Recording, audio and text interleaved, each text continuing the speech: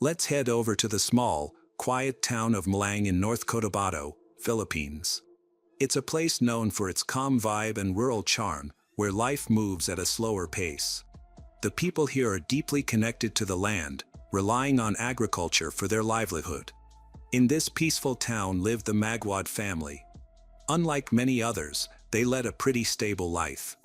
Cruz Magwad, the father, was an elementary school teacher who was well respected and loved by everyone, often being praised for his hard work. His wife, Lovella, was the principal at the same school. Together, while they didn't make a lot of money, they were considered one of the more privileged families in town. Their youngest child, Criziel Lewis, was 16 years old. He dreamed of becoming a lawyer even at such a young age and was determined to work hard to achieve that goal. Besides being intelligent, he was also creative, playing guitar, drawing, and reading in his spare time. His older sister, Criziel Gwyn, was the more intense one, super smart, driven, and goal-oriented. She had always been that way as a kid, being a Girl Scout with a sash covered in so many badges that there was no room for more. Gwyn didn't stop there. She enrolled in a pre-med program during high school and planned to become a doctor. By all accounts, Gwyn was the type of person who would sit with you at a party if you were feeling shy, sticking by your side until you felt at ease. That's how she met 17-year-old Janice Sibiel. However, unlike Gwyn and Lewis, Janice's childhood was far from happy. She wasn't privileged enough to attend school and had to work from a very young age. Even worse, she grew up without parents. Her first real memories began around the age of 8. Before that, everything was a blur. She only recalls being found by a stranger wandering alone on a huge shipping container boat. Her parents were nowhere to be found, and Janice believed they had abandoned her. A stranger was kind enough to post her picture and name online in an attempt to find her parents. They shared her story on Facebook and various online forums, but no one ever came forward. Eventually, Janice was dropped off at the Philippine version of Child Protective Services, the Department of Social Welfare and Development, where she moved from one foster home to another. Not long after, Janice was offered a live-in nanny job by a family. Though she hated the job, she was incredibly grateful for the opportunity. Janice shared all of this with Gwyn, and Gwyn was so deeply moved by her story that an idea began to form in her mind, an idea that could give Janice the safe, loving home she deserved: adoption. Together with Lewis, Gwyn decided to present this idea to their parents. Like a well-thought-out thesis, they approached the subject with serious dedication, explaining that adopting Janice wouldn't just change her life, it would help their family too. They convinced their parents that Janice could pitch in with the chores around the house, which was a significant consideration in their Asian family culture. It wasn't uncommon for children to share the responsibility of washing dishes, cleaning, and cooking. With one more set of hands to help, the family would run more smoothly. Gwyn's parents weren't exactly rolling in money, but they believed in teaching responsibility. The kids had chores, had to keep their grades up, and attended church every Sunday. They were strict, but it was out of love. Gwyn and Lewis respected that. In 2021, Janice moved in, and it was like she was instantly part of the family. The Magwad welcomed her with open arms. Lewis even gave up his own room so Janice could have a more comfortable one. They enrolled her in school right away, and for the first time, Janice didn't have to wake up with the constant worry of finding food or going to work. She was finally allowed to be a kid. As Janice settled into her new life, the bond between the three siblings grew stronger by the day. We could see the happiness shining through, especially in the videos they posted on TikTok. Janice even got to experience a family vacation for the first time, something she had always dreamed of. Laughter filled the air as they explored new places together, creating memories she would cherish forever. For once, Janice felt like she belonged to something bigger, something safe and full of love. But just when everything seemed perfect, Janice's world was about to shatter. On December 10th of that same year, she posted a series of statuses on Facebook claiming that she and her siblings were under attack. It was just days before Christmas, a time that should have been filled with joy. Instead, it marked the beginning of a nightmare. At that time, Mr. Cruz, their father, was at school doing some chores related to the upcoming holiday, while Lovella, their mother, was away on a work trip. Everything changed when Mr. Cruz received a phone call that left him frozen in terror. The voice on the other end told him that their home was being ransacked, and his children were inside. By 3:15 in the afternoon, Cruz finally arrived at the house. It was eerily silent outside the front door. His eyes locked onto a blood-soaked blanket on the ground with a knife nearby. He called out for his kids, but there was no response. He moved quickly to the back door and managed to find a way inside.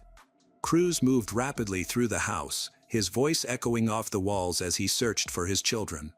When he entered the living room, that a horrifying sight met his eyes. There, lying on the floor, was his daughter Gwen.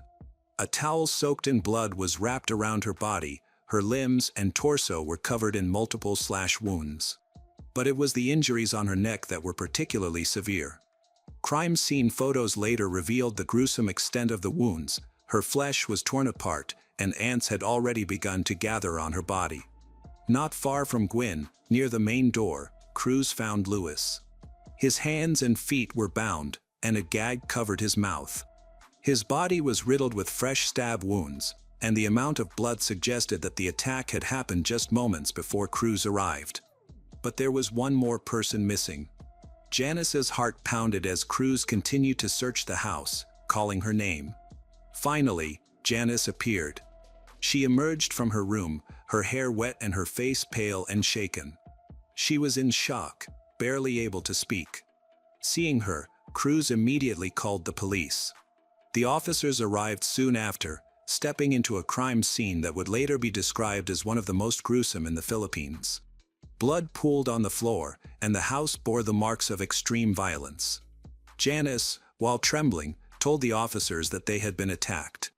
The house was in disarray, cabinets had been pried open and personal belongings were scattered across the rooms. At first glance, it seemed like a robbery. However, investigators knew that appearances could be deceiving. They needed to confirm whether anything valuable had been taken to solidify the robbery theory. At the same time, as part of their protocol, the police did not rule out the parents as persons of interest.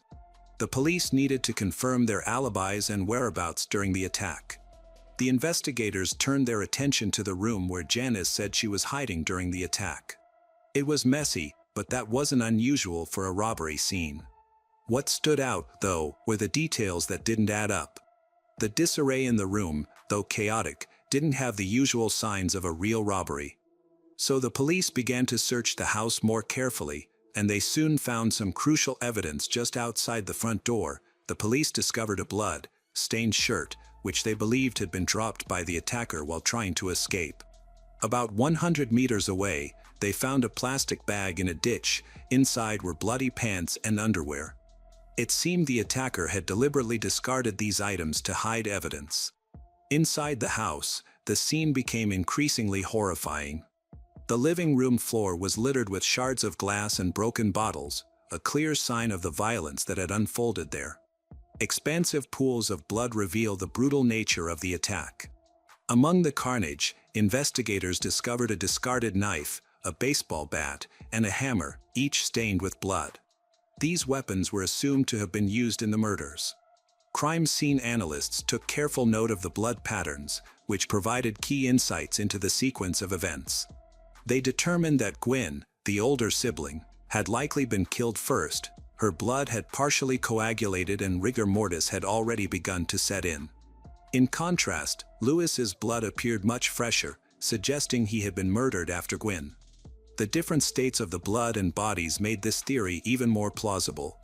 Lewis's hands and feet were bound, while Gwen's were not. This discrepancy indicated that Gwen might have been ambushed and killed quickly, while Lewis was restrained, likely to prevent him from resisting before his own murder. The fact that so many different tools were used and that the victims had distinctive types of wounds strongly suggested the involvement of more than one attacker. This theory was supported by the fact that Lewis had been restrained. It would have been difficult for a single person to control a victim while also carrying out such a brutal attack. Adding to the mystery, Cruz confirmed that the weapons found at the scene were his. The murderers seemed to have used tools that were readily available in the house, which made the crime even more unsettling. As investigators continued to gather evidence, they found something that stood out. The family's laundry machine had been used, but there were no freshly washed clothes anywhere in the house. This odd discovery suggested that something unusual had happened after the crime, perhaps an attempt to erase evidence or cover their tracks. The extreme brutality of the crime prompted local authorities to launch a manhunt for the suspects.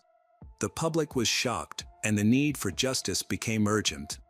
To help with the investigation, the vice of the Municipal Council of Mlang, North Cotabato announced a reward of 200,000 pesos for any information leading to the capture of the perpetrators. The mayor also offered an additional 50,000 pesos as a bounty. These actions emphasized the gravity of the case and the community's desperate need for answers. Autopsies were performed on Gwyn and Lewis over 2 days, starting on December 13, 2021, and the results were chilling. Gwyn had sustained 32 stab and slash wounds, some of which were deep enough to almost sever her limbs. One of her ears had been cut off, and her neck and upper arm were nearly severed. Her body also showed signs of blunt force trauma, likely caused by the hammer and baseball bat found at the scene. Additionally, the backs of her hands were bruised, covered in defensive wounds, indicating that she had fought fiercely. Meanwhile, Lewis had endured 51 knife wounds, some so deep that they exposed his bones and internal organs. Red marks on his neck suggested he may have been strangled. Unlike his sister, Lewis had no defensive wounds. He also had signs of blunt force trauma on his limbs and torso. All these injuries were consistent with the weapons recovered at the scene. Investigators quickly ruled out the possibility of a robbery gone wrong. Though the rooms appeared ransacked, only Gwyn's phone was missing. Nothing else of value had been taken, leading authorities to believe that the killer or killers were familiar with the victims. It was also striking that the crime took place in broad daylight, which made the entire situation even more unsettling. Before the autopsy results were made public, rumors began circulating online accusing Janice of being involved in the crime. These rumors gained traction due to her survival, the weapons being from the family home, and the locked front door. The accusations grew increasingly intense, with some even threatening Janice. Under the mounting pressure, the police decided to question her. Janice described the events of that day. She had been studying with Gwyn in her bedroom while Lewis was downstairs in the living room. Suddenly, they heard screams, and 3 men broke into the house. The 2 girls rushed downstairs and saw the 3 men attacking Lewis with the weapons found at the scene. The attackers then turned on Gwyn. In fear, Janice fled upstairs, locked herself in her bedroom, and hid under the bed. Janice was too scared to call the police, so instead, she texted the family group chat asking for help. Later, she messaged her adoptive mom saying, "Mom, help." When no one saw those messages, Janice went a step further and posted on social media, saying, "Help. Somebody has broken into the house. I don't want to die. I'm hiding in my room. Help." After a few minutes, she deleted the post, worried the attackers might see it and come after her. By the time someone saw the post and reached out to her mom, Janice was too scared to pick up. She even changed her social media username and put her phone on silent, clearly trying to hide. When the house finally fell silent, Janice emerged from her hiding place, too afraid to go downstairs. She claimed she took a shower and changed clothes to calm herself, finishing just as crews arrived home. However, there was something odd about this part of the story. Janice had told the police she locked herself in her bedroom the moment the attack began, so why did her room look like it had been ransacked? That raised serious questions. More importantly, Janice's version of events was directly at odds with the forensic evidence. The autopsy results and the way the injuries were distributed made it clear that Gwyn was the first victim, not Lewis. This major discrepancy between Janice's account and the evidence made investigators even more suspicious. Something wasn't adding up, and they started to take a closer look at Janice's statements. At first, she told the police her phone was off during the attack, but crews remembered calling her phone and hearing it ring with no answer. When Janice was confronted with this, she changed her story again, now claiming that she had been in the shower and hadn't heard her phone ringing. This was starting to sound suspicious. But that wasn't the only thing that raised eyebrows. Cruz also revealed some information about the murder weapons that added fuel to the fire. The baseball bat used in the attack originally belonged to Lewis. He had kept it in his room on the top bunk as a kind of protection. However, after being adopted by Cruz, Janice had taken over the top bunk. The hammer used in the attack was another tool that Cruz kept around for home repairs. He was very careful about where he stored it, usually hiding it behind the washing machine. Cruz mentioned that only 3 people knew exactly where that hammer was: himself, Gwyn, and Janice. This meant that the killer or killers had to have known the family's routines and possessions very well, almost as if they had been living in the house with them. Things became even more suspicious when a delivery driver came forward. The driver had arrived at the house just 18 minutes before Cruz was contacted by a neighbor who noticed that no one had answered the door. The driver kept calling out, hoping someone would respond. Eventually, he noticed a woman peering at him through a door before she suddenly walked away. The woman's identity was never confirmed, but it raised serious doubts about where Janice was and what she was doing during the attack. At the crime scene, it had been locked from the inside, and there were no signs of forced entry. This was significant because it meant that whoever had done this was likely someone familiar with the house, someone who had access to a key and could lock the door after the crime. At this point, it was pretty clear that Janice had something to do with the murders. However, since Janice was only 17 years old, still a minor. Under Philippine law, the police couldn't arrest her without solid proof. This legal issue made them tread carefully, as they couldn't move forward with an arrest until they had more definitive evidence. Rather than arresting her immediately, the authorities placed Janice under the care of the Social Welfare Department while they investigated who had actually committed the murders. If Janice's claim about other people being involved was true, the police had a considerable amount of work ahead of them. 5 days after the murders, a significant breakthrough occurred. The police discovered Janice's fingerprints on the murder weapons. This was a huge deal, but it wasn't the smoking gun. After all, Janice had lived in the house where the weapons were stored, so her prints could have been there simply from handling them. Still, it was a lead they couldn't ignore. To ensure she wasn't treated unfairly, Janice was given a lawyer by the Social Welfare Department. However, things took another unexpected turn when Lovella, Janice's adoptive mother, found a contact tracing form while searching Janice's room for clues. To her surprise, it wasn't Janice's form. It belonged to a 17-year-old boy named Esmeraldo Aldo Cano Jr. Aldo was a sacristan at a local church, and Janice had known him from the orphanage. This discovery sent the police scrambling to determine if Aldo had anything to do with the murders. Soon enough, witnesses came forward confirming that Aldo had been near the crime scene on the day of the killings. One woman stated she saw Aldo drop Janice off near the house right before the murders, and another neighbor said she saw him asking for directions to the house that morning. When shown a picture of Aldo, the woman immediately recognized him. Then, on December 16th, 6 days after the murder, Janice, with her lawyer present, gave a full confession. She admitted to being involved in the murders along with Aldo. Janice explained that her motive stemmed from deep resentment and jealousy. She felt that Gwyn and Lewis were receiving all the love and attention from their parents. In her mind, they were standing in the way of her getting the affection she had longed for. She even confessed that killing them would leave her as the only child in the family, guaranteeing that she would get all the love and attention she had recently started receiving after being adopted. Janice revealed that her ultimate goal was to take Gwyn's place in the family, driven by years of emotional neglect in the orphanage where she had grown up. By December 18th, Janice's confession was officially recorded, although it was inconsistent, much like many of her previous statements. The police tracked down Aldo, who voluntarily surrendered, admitting his role as well. Forensic analysis later confirmed that blood found on discarded clothing in a ditch belonged to Aldo.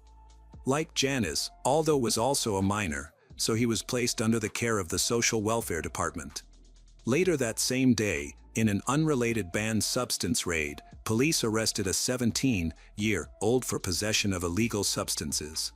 When they searched his phone, they found something that tied him to the case: Gwyn's stolen cell phone. The serial number confirmed it had been taken after the murders. The police pieced it together. Janice had enlisted Aldo to sell the phone because she couldn't get rid of it herself. Unfortunately, the phone had been damaged, making it impossible to retrieve any useful data. The boy who had the phone wasn't involved in the murders, he had simply bought it from Aldo. Because Janice and Aldo were minors, the police couldn't release any juicy details about their confessions to the public, despite the parents pressing for information. As the investigation progressed, Janice stopped cooperating, making it even harder to figure out exactly what had happened. Some people believe Janice's confessions weren't even the full story. Whispers circulated that the murders were even worse than she had let on, like the possibility that Louis was tied up and forced to watch as his sister was murdered before he was killed as well.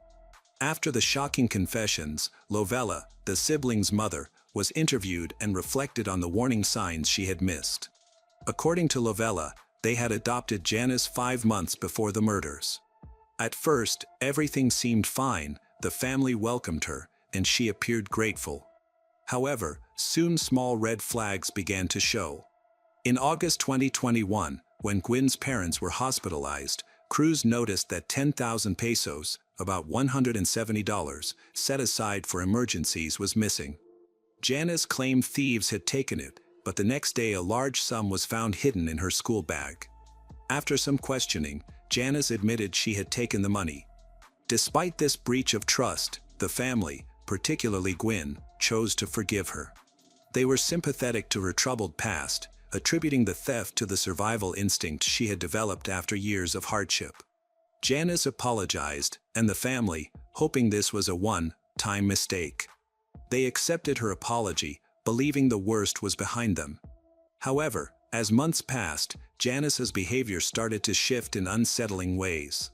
She became lazy, irresponsible, neglecting household chores and showing a disregard for reminders. She apologized but never followed through. Although troubling, it didn't raise any immediate alarms until the morning of the murders. On that day, Janice did something she had never done before. She called Cruz and Lovella mom and dad for the first time. It was a small gesture, but it felt like a red flag, indicating a deeper, darker shift in her emotional state. It was as if something had clicked in her mind, setting in motion what was about to happen. As the investigation unfolded, more shocking truths came to light. Janice had lied about her origins from the start. Her story of being an orphan was a fabrication. Her parents were alive and had spent years desperately searching for her. When the case went viral, Filipino amateur sleuths dug into her past and uncovered a nearly decade-old missing persons notice. Her parents weren't very active on Facebook back then, so they missed the post.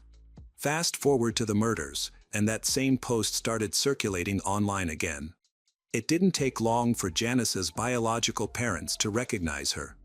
Born in 2005, Janice was the youngest of 3 children, but her childhood was filled with chaos. Her father's gambling addiction tore the family apart, and after remarrying, her mother tried to make the best of the situation by dividing what little they had left among her children. Eventually, Janice and her siblings were placed in different orphanages. By 2020, Janice had actually reunited with her biological family, but that reunion didn't last long. Her relatives later claimed she cut them off, saying they were too poor to be of any use to her. This betrayal shocked everyone.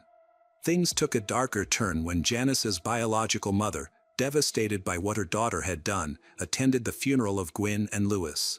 In her grief, she kept apologizing, overwhelmed with guilt about her daughter's actions.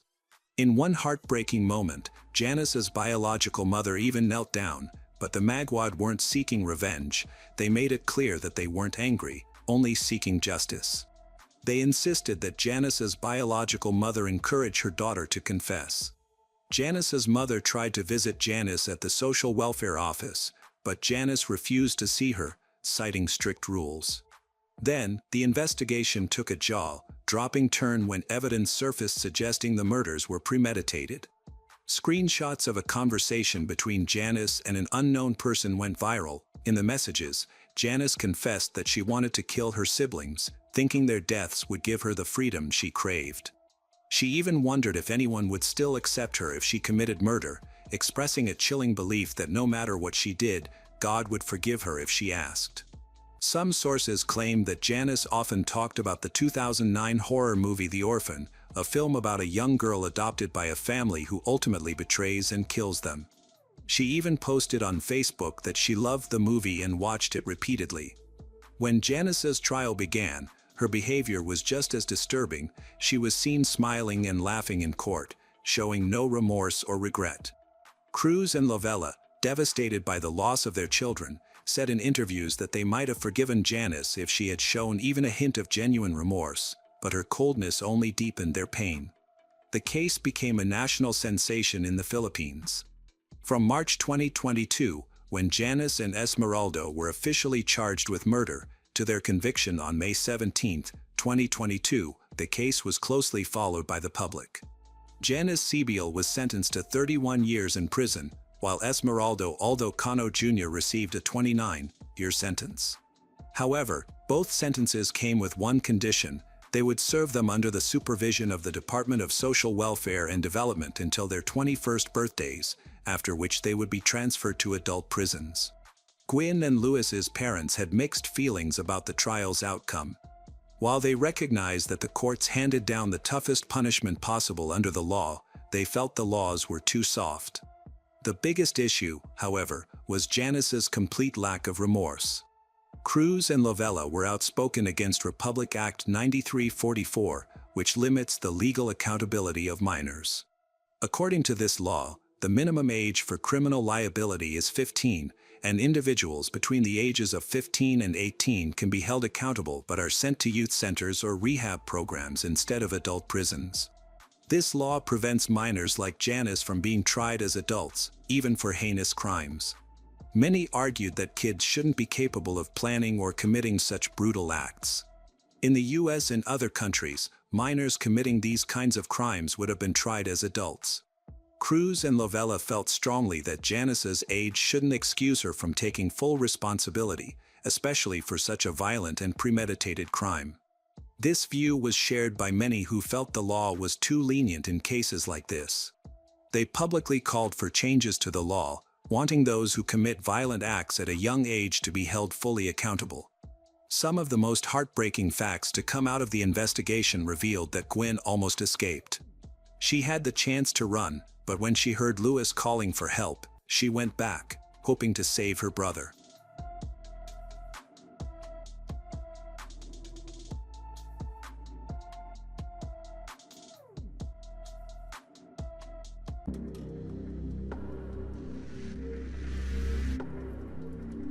Hello friends. Welcome to our channel. Today we're going to take a look at another horrible case with you. The case of Bill Mowbray.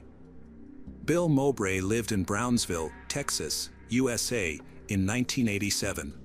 He was a decent and loving man who was married to Susie. This was his second marriage. From his first marriage, Bill had a daughter named Christine, who lived with her mother. When Susie met Bill, she was also divorced and had brought her 2 children to live with them. Over the past 9 years, they have built a happy family together. They were only 4 years apart in age and shared many things in common. Despite Susie's eccentric personality, Bill thought of her as the ideal wife.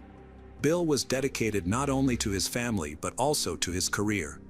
After attending college, he began working in car sales and eventually transformed into a prominent businessman. By 1987, he had successfully managed Mal Motors, a Cadillac dealership in Brownsville, for 13 years. Susie actively supported his work, often visiting the dealership and even appearing in commercials broadcast across the city. Their success brought them considerable wealth, making them local celebrities regularly seen on TV. The family enjoyed traveling and owned a large mansion in Brownsville, 2 beachfront villas, and several luxury cars.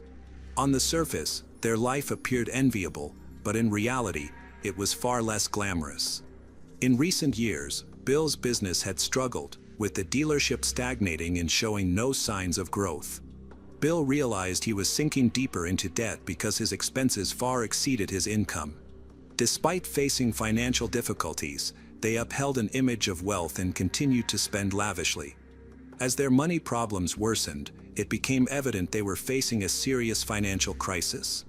By 1987, the situation had also severely impacted Bill's mental health. He began suffering from depression and often voiced that ending his own life might be the only way to escape their predicament.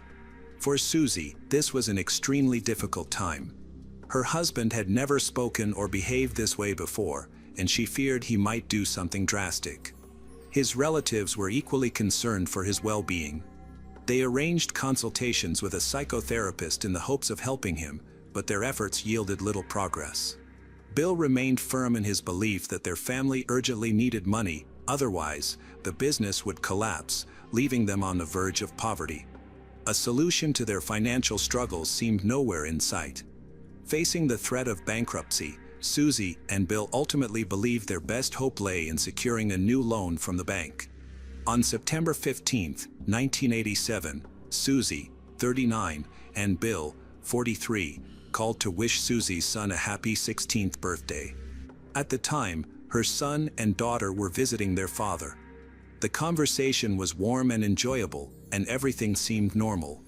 Later that evening, Susie and Bill watched a TV show together before heading to bed. In the early hours of the morning, around 2:15 a.m., Susie woke up to the terrifying scene of her husband holding a weapon pointed at his own head. Before she could react, he pulled the trigger, using his right hand while lying on his side. Shocked and terrified, Susie called out to him, but he didn't respond. Blood rapidly soaked the bed, and with mounting horror, she realized the gravity of his injury. Panicked, she rushed to the home phone to seek help but accidentally dialed the number of her work partner, Bill Luke Roy, instead of emergency services. Susie told Luke what had happened and confessed she didn't know what to do. Luke immediately urged her to call 911. She followed the advice and called the emergency services. However, she had already lost precious minutes, which forced the ambulance to set off immediately. When the ambulance crew arrived at the scene, they found Susie outside the house, standing calmly with a cigarette in one hand and a drink in the other. Showing no signs of distress, she led the paramedics inside and gestured toward the bedroom without entering it. Inside, Bill was lying on the bed, still alive but in critical condition. He was rushed to the hospital, where he later passed away. The cause of death was clear: a weapon injury to the head. Beside him lay a weapon in a pool of blood. Initially, investigators suspected that he had harmed himself, but they decided to carry out a more thorough investigation before reaching any conclusions. Forensic experts began analyzing the scene. The unusually large volume of blood warranted a detailed investigation. Blood spatters were found on much of the furniture, on the wall near the bed, and even on the ceiling fan. Fortunately, a blood spatter expert was brought in to assist. The expert confirmed that Bill had died from a single wound to the head. The only fingerprints found on the weapon during testing were Bill's. Susie has consistently maintained her perspective on the story since the beginning, asserting that Bill suffered from prolonged depression, had a tendency to harm himself, and had expressed these thoughts to multiple people on several occasions. Some of her statements were corroborated by her relatives and friends, as well as Bill's. Bill, a businessman, had been facing mounting challenges in managing his dealership, which seemed to have worsened his mental health. However, Susie's behavior raised significant doubts. She does not seem to be a grieving widow. Instead, she discusses her husband's death calmly, as though it were merely a trivial matter. Still, this wasn't the primary reason investigators began to scrutinize her further. The most shocking detail emerged in the 12 hours following Bill's death. During this time, Jim, Bill's brother, arrived at Bill's residence intending to speak with Susie, offer her support, and try to piece together what had happened by observing the scene. To his surprise, when Jim went upstairs, he heard music and the laughter of women. When he knocked, Susie came out casually and explained that she was hosting a party with friends. Jim found her behavior to be deeply inappropriate and upsetting. Later, Jim became one of Susie's most vocal critics as she desperately tried to prove her innocence. It was discovered that the women attending the gathering had removed all the furniture and carpeting from the bedroom. Not only were they listening to music and socializing, but the most alarming revelation was that they had repainted the bedroom a different color. Police viewed these actions as obvious attempts to interfere with evidence. Despite these suspicious actions, the blood expert successfully reconstructed the sequence of the incident. It is now clear that the case had nothing to do with Bill's self-harm. Detectives became convinced that Susie was the one who had pulled the trigger. Based on evidence collected on the first day, there appeared to be little doubt remaining. The focus then shifted to the remaining pieces of furniture and the nightgown Susie had been wearing. After thorough analysis, the expert concluded that Bill had been murdered by his wife, who had attacked him in the head while he was asleep. Susie was shocked when accused and immediately sought legal help by hiring a lawyer. The financial difficulties in their family's marriage have been confirmed by multiple sources. Susie said that Bill's unsuccessful attempt to obtain a bank loan led him to harm himself. Bill's family was aware of his dire financial situation, but not everyone believed that Susie was completely innocent. Detectives interviewed a loan officer at the bank who had interacted with Bill.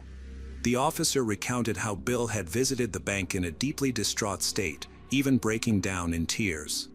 Bill reportedly stated that, without approval for a $200,000 loan, he would die. Unfortunately, Bill's financial situation was bleak, and his loan application was rejected. The loan officer had no choice but to turn him down. Numerous witnesses attested to Bill's desperation and emotional turmoil.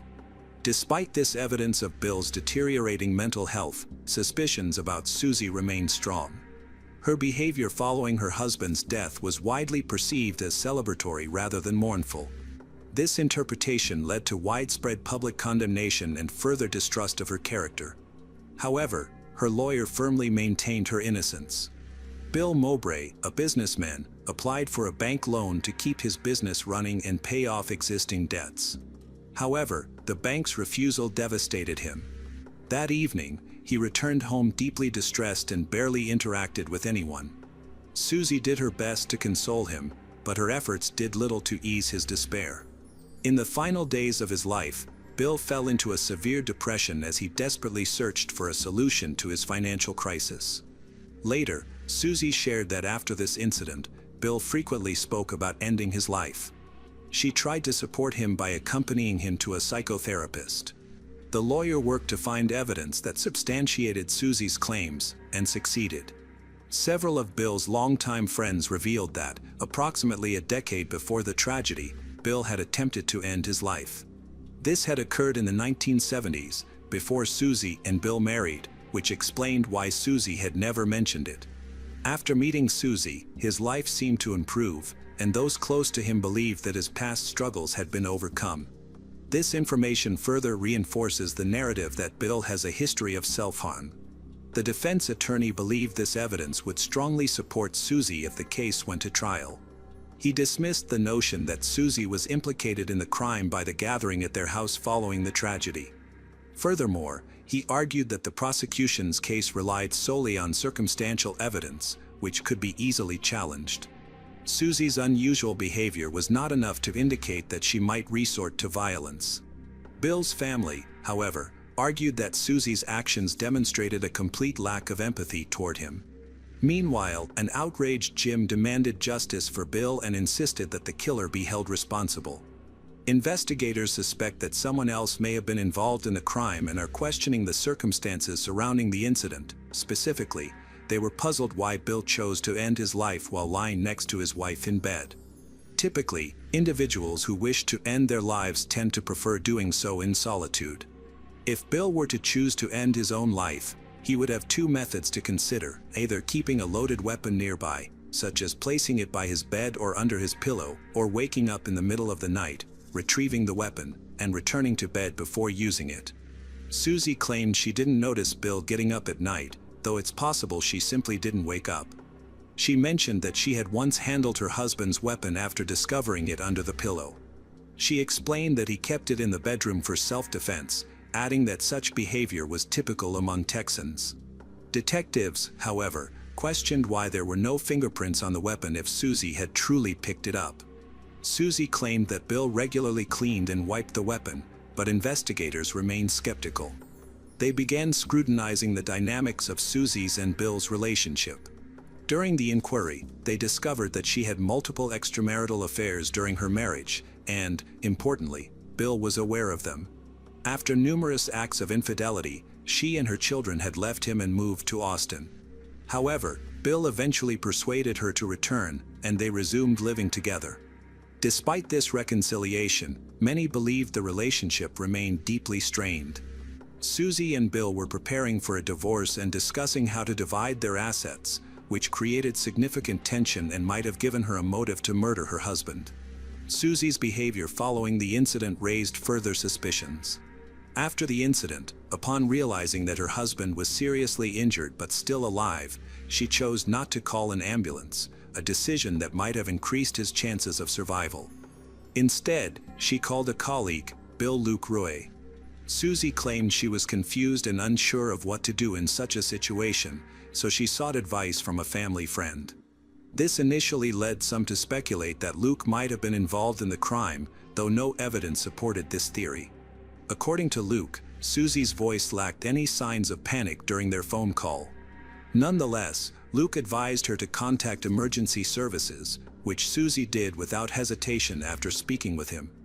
When experts investigated the scene and examined Bill's body, they discovered a bullet wound in his left hand. Strangely, despite the close-range attack, Susie, Bill's wife, was not covered in blood. Forensic experts noted that an attack at point-blank range typically produces small blood droplets. However, Bill's right hand was found neatly tucked beneath the pillow, which makes the possibility of him causing harm to himself in this manner highly unlikely. The prosecution built a strong case with a solid motive: financial gain. Susie, Bill's wife, appeared to benefit greatly from her husband's death, particularly in terms of insurance. Shortly before his death, Bill had made significant changes to his insurance policy.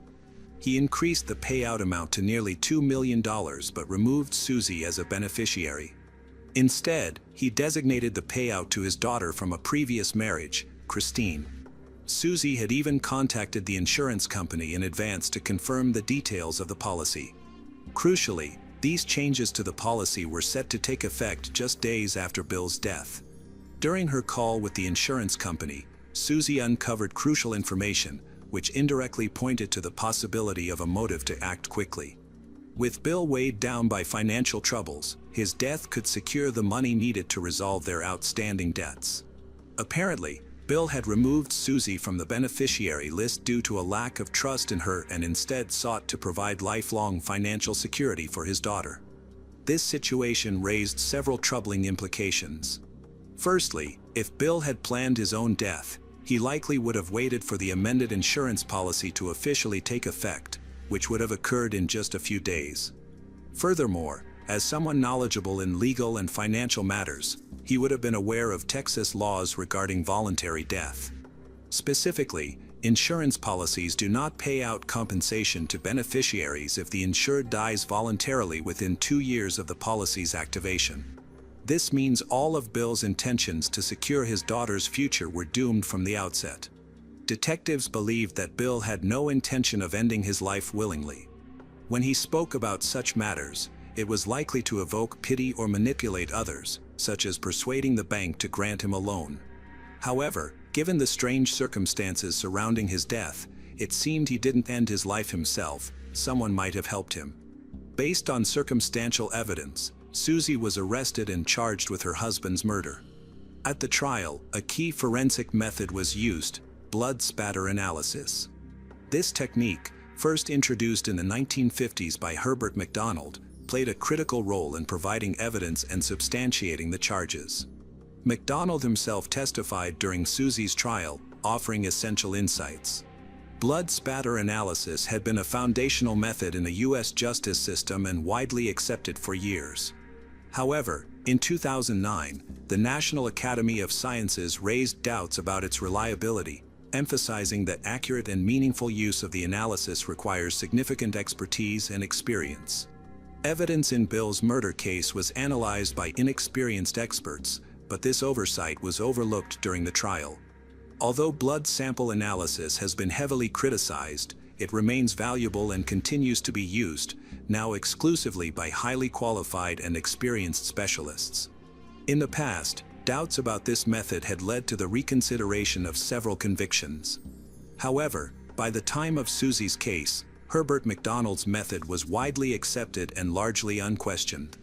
During the trial, Susie's ex-husband defended her, stating that he had never observed any signs of aggression throughout their relationship. He also stated that Susie was not even aware of how to use a weapon.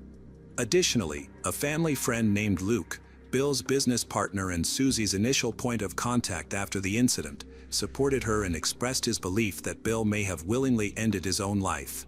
Luke explained that he had planned to leave the car dealership due to work-related issues, and this decision had deeply affected Bill.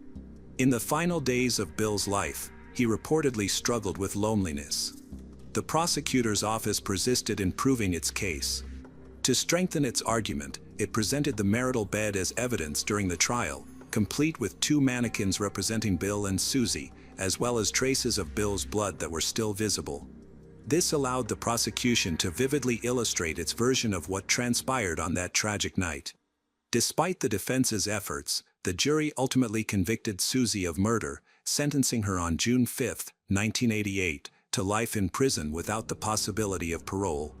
After the verdict, Susie still had a group of supporters who believed in her innocence, including her son, Wade, and her daughter from a previous marriage. Both worked tirelessly to overturn the conviction, firmly convinced that Susie had stood by her husband until the very end and was incapable of violence against him. While Susie served time in prison, Wade enrolled in law school and dedicated himself to meticulously reviewing the case. He searched for errors or misconduct by the prosecution and investigators, hoping to find grounds for an appeal. Wade collaborated closely with his mother's lawyer to challenge the verdict and fight for justice. The case required processing a massive amount of complex information, which made the effort time-consuming. Wade was determined to secure justice as Susie had already spent 8 years in prison. Eventually, Susie's lawyer submitted a critical appeal that could not be dismissed. During the prosecution's case, the blood spatter analysis played a key role, but serious concerns emerged about whether the forensic expert had been qualified to handle this aspect. The expert had examined over 40 stains found on the nightgown. Interestingly, the prosecution's main piece of evidence turned out to be its biggest weakness. The defense disputed the accuracy of the tests conducted on the nightgown, arguing that various substances, not just blood, could cause the fabric to glow. Moreover, the nightgown had never been specifically tested for blood, and since it was no longer available, its credibility as evidence was entirely compromised. The appeal was accepted, leading to a thorough reconsideration of the evidence before the 1990 retrial. The absence of blood spatter on the weapon can be explained as follows. The gunshot to Bill's left arm likely occurred while he was holding the weapon under the pillow, with his left hand positioned on the opposite side of his head. The shot caused an exit wound. Certain actions of the experts during the retrial seemed questionable. For instance, the forensic expert who conducted Bill's autopsy made a key statement. Although he admitted that he could not be absolutely certain Susie had killed Bill, he maintained, perhaps to protect his reputation, that Bill could not have harmed himself without external assistance. Given that only Bill and Susie were in the house, Susie was naturally seen as the prime suspect. Wade's legal studies and collaboration with attorneys proved invaluable.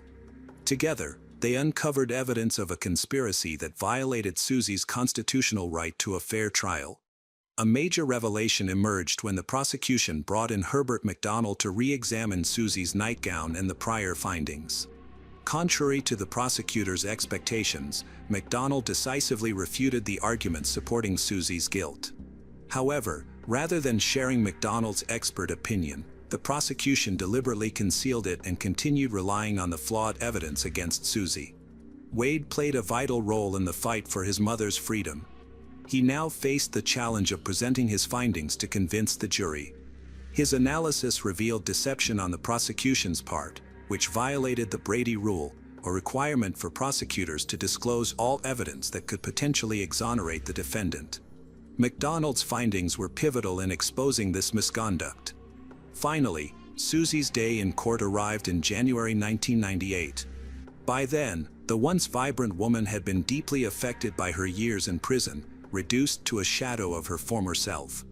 Yet, in her weary eyes, there remained a glimmer of hope. She continued to steadfastly maintain her innocence. Susie's friends, who attended the same unusual gathering where the bedroom was repainted after her husband's death, described the event as an odd prank.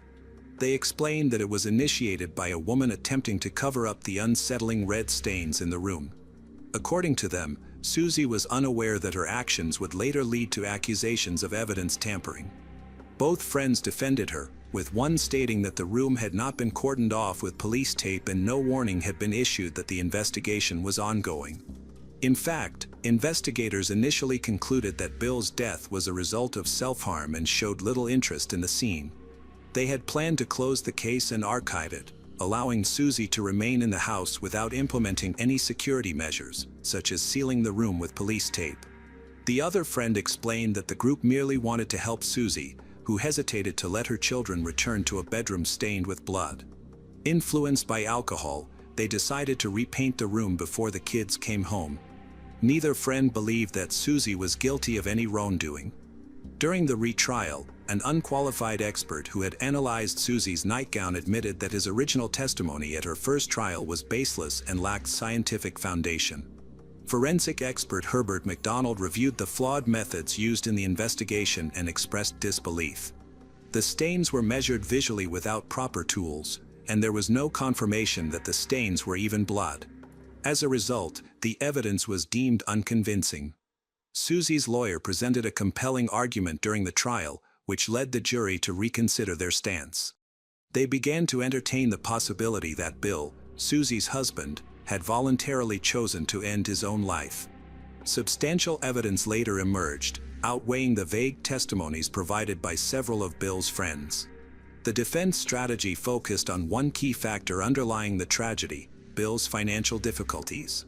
After his loan application was denied, his business faced imminent collapse, pushing his family close to poverty. To ensure that his daughter from a previous marriage would receive a larger insurance payout, Bill is said to have decided to end his own life. He spent his remaining savings on increasing the life insurance payout for her. Bill's decision not to wait just a few additional days may have been driven by severe depression or a sudden deterioration in his mental health, which could have left him incapable of fully understanding the legal implications. Accounts of Bill's behavior in the days leading up to his death supported this conclusion. The defense attorney believed their case had been effectively argued. However, during the closing arguments, Susie unexpectedly lost control. As the prosecution delivered its final remarks, she screamed that she had not killed her husband and collapsed in tears. This emotional outburst took everyone by surprise. On one hand, the jury recognized the sincerity in Susie's tears and assertions of innocence. On the other hand, her uncontrolled aggression complicated the situation. Deliberations over the verdict lasted for 4 hours of tense uncertainty. Although no definitive resolution was reached regarding Susie's guilt or innocence, she was ultimately acquitted of all charges on January 23, 1998.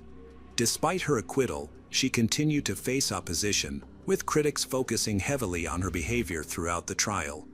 While Susie's actions were undoubtedly unusual at times, her supporters, including her son and daughter, attributed her behavior to the emotional toll and stress she endured during the ordeal. Her opponents, however, claimed that her outburst during the trial was a calculated attempt to manipulate the jury. In contrast, her lawyer argued that the outburst was unplanned, insisting that such a risky tactic would have been ill-advised, particularly since the defense had already presented substantial evidence that might have backfired with the jury.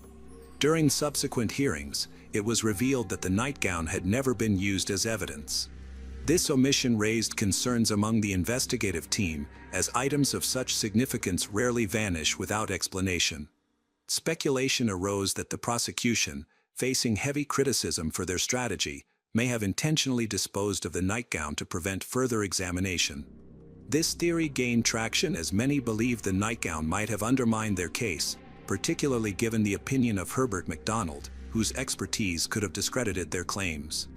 Faced with mounting challenges, the prosecution seemingly had no viable path to continue their case.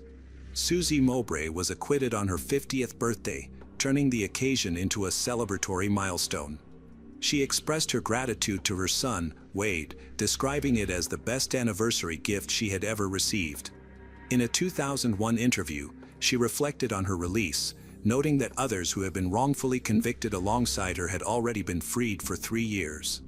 Susie had spent nearly a decade in prison and shared her hope that her children would feel proud of their mother. However, not everyone supported the verdict. Bill's first wife and his daughter, Christine, believed the outcome was unjust, remaining convinced that Susie had evaded accountability for murder. After Bill's death, his first wife revealed that Susie had urgently sold off all of his belongings to secure money.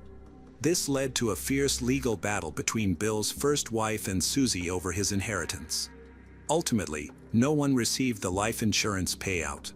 Susie had once planned to write a book about her struggles, but since 2002, there has been no news about her. During that time, she went to court in an attempt to reclaim Bill's insurance payout, but she ultimately lost the case. Susie's son, Wade, initially pursued a legal career but eventually left the field to provide advice to other clergymen. Interestingly, Susie, who had previously sought public attention and appeared in her husband's advertising campaigns in the 1980s, completely disappeared from public view after her failed attempt to secure the insurance funds. She did not attend the TV show in 2021 that covered her case, though her lawyer did. The lawyer described her situation as a tragedy, emphasizing that the businessman's widow had spent so many years behind bars, which had destroyed her life, while insisting he had always believed in her innocence.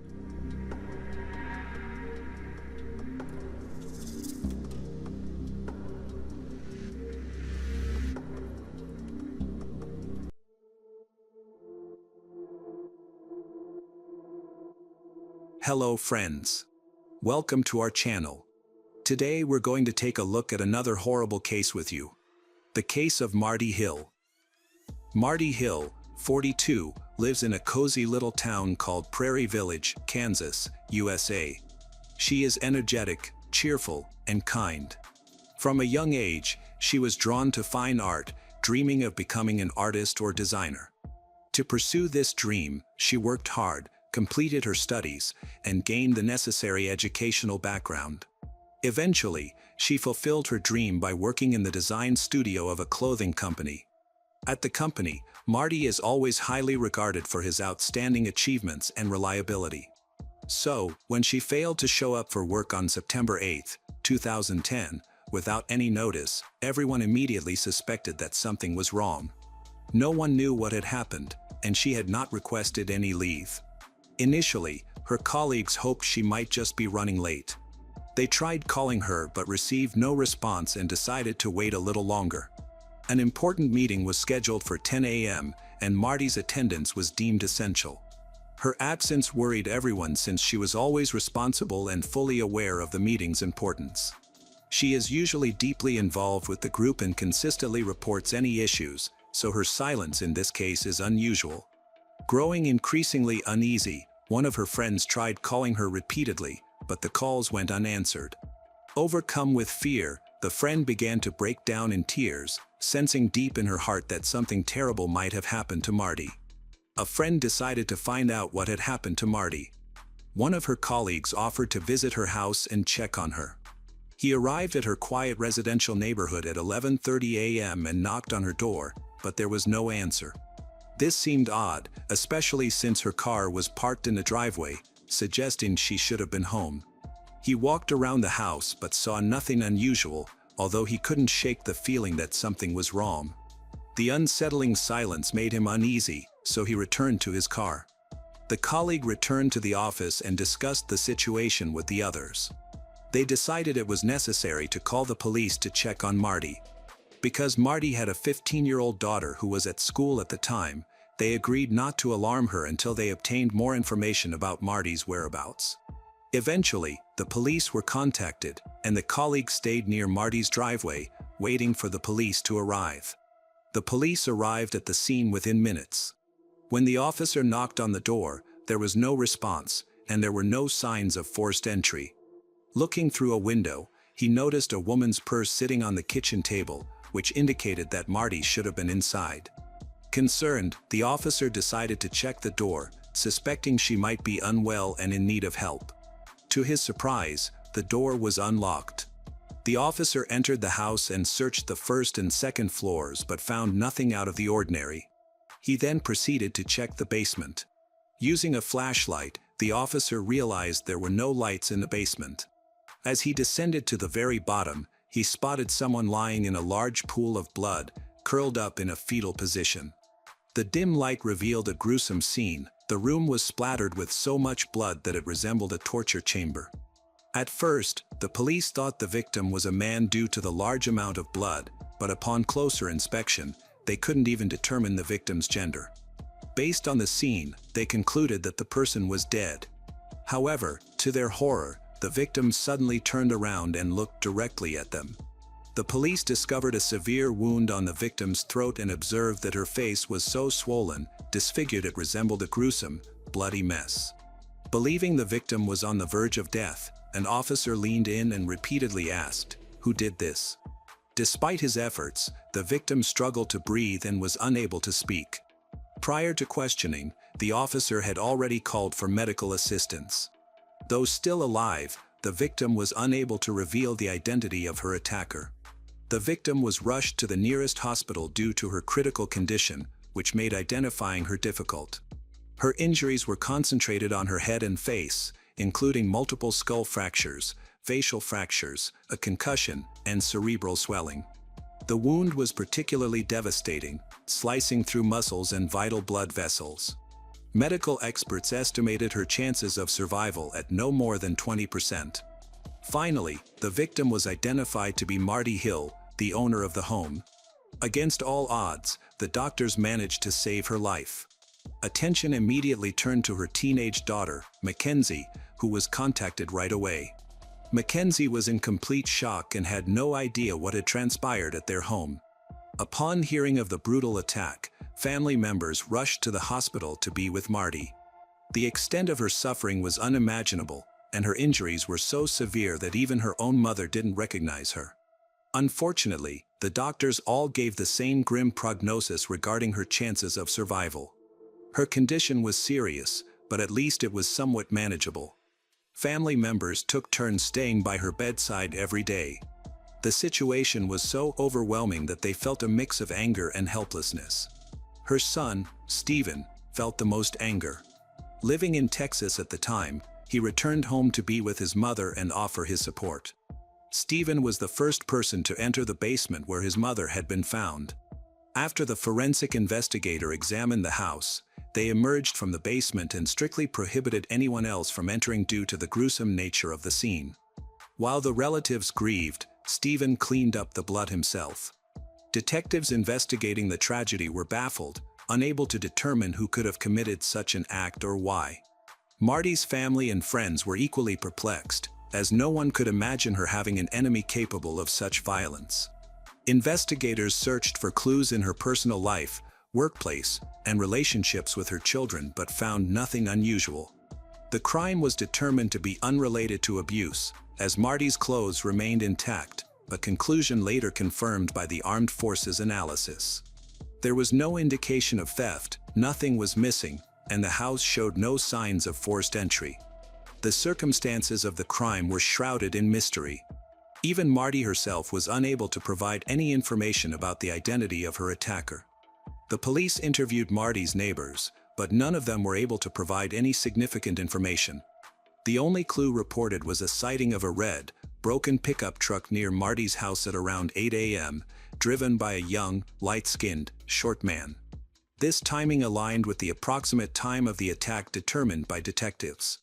The officers followed up by visiting the sewing company where Marty worked to interview her colleagues, hoping to identify someone matching the description of the driver. However, this lead turned into another dead end, as none of her co-workers could offer useful information or suggest who might have been driving the pickup truck. Detectives then shifted their focus to Marty's family. They spoke with Marty's mother, Shirley Roth, who provided a potentially valuable lead. Shirley revealed that her daughter had not been romantically involved with anyone since divorcing her ex-husband 7 years earlier. Despite their divorce, they maintained regular contact because they shared custody of their daughter. Shirley explained that, following the divorce, Marty had dedicated herself entirely to her work and children and had shown no interest in dating. In Shirley's opinion, the only person who seemed like a potential suspect was Marty's ex-husband. This lead warranted further investigation, especially since Marty remained unconscious and unable to provide information herself. Detectives continued to speak with family members to identify Marty's ex-husband.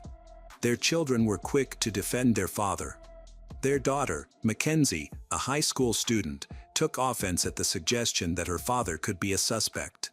She asserted that her father could not have done such a thing, describing him as calm, non-confrontational, and someone who maintained a good relationship with his ex-wife and children.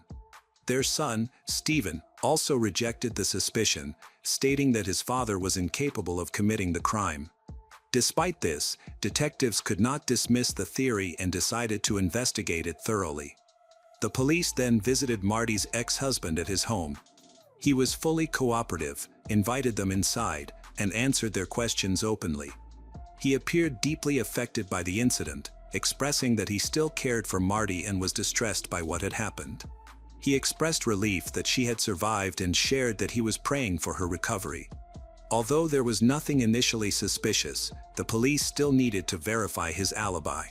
He told them that, on the morning of the attack, he had taken his daughter to school before going to work. To confirm his statement, the police spoke with his daughter, Mackenzie, who was living with her grandmother, while they worked on verifying the details he had provided. A DNA sample was taken from him, though analysis would require time. For Mackenzie, the prohibition against seeing her father created additional hardship, making this a challenging period for everyone involved. The police also collected DNA samples from under Marty's nails, along with hair follicles found on her clothing. After comparing this evidence with the ex-husband's DNA, all suspicions about him were completely dismissed. His DNA did not match, and his alibi was verified. As a result, the ex-husband was officially cleared from the list of suspects, much to Mackenzie's relief. The family was finally able to reconnect and support one another as they waited for Marty to regain consciousness. Meanwhile, Marty's family tried to piece together what had happened and figure out who might have attacked her. Her mother, Shirley, recalled that not long before the incident, the grandmother's house had been broken into and robbed. This raised fears that the entire family could be targeted by a stalker intent on carrying out violent acts. However, the police had no definite answers, leaving the family engulfed in fear and paranoia. They had no clue who the perpetrator could be and clung to hope that Marty would recover and reveal what had truly happened. The family also recalled that, shortly before the attack, a handyman had visited Marty's house to change the locks. This handyman worked for B&J Construction, a company her mother and grandmother had trusted and hired for years. Coincidentally, he was the only unfamiliar person who had interacted with Marty in recent months. This raised suspicions that the handyman, who often did repair work for the family, might be connected to both the robbery and the assault. The police turned their attention to Brian Pennington, the handyman who had regularly visited Marty's house, her mother's house, and her grandmother's house to handle household repairs and maintenance. At the time, Brian was 26 years old, married, and the father of 2 children.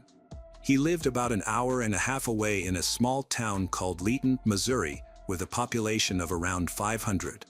On September 10, 2010, detectives decided to visit Brian's home. When they arrived, they immediately noticed a broken red pickup truck in the driveway, which matched a description provided by neighbors of a suspicious vehicle.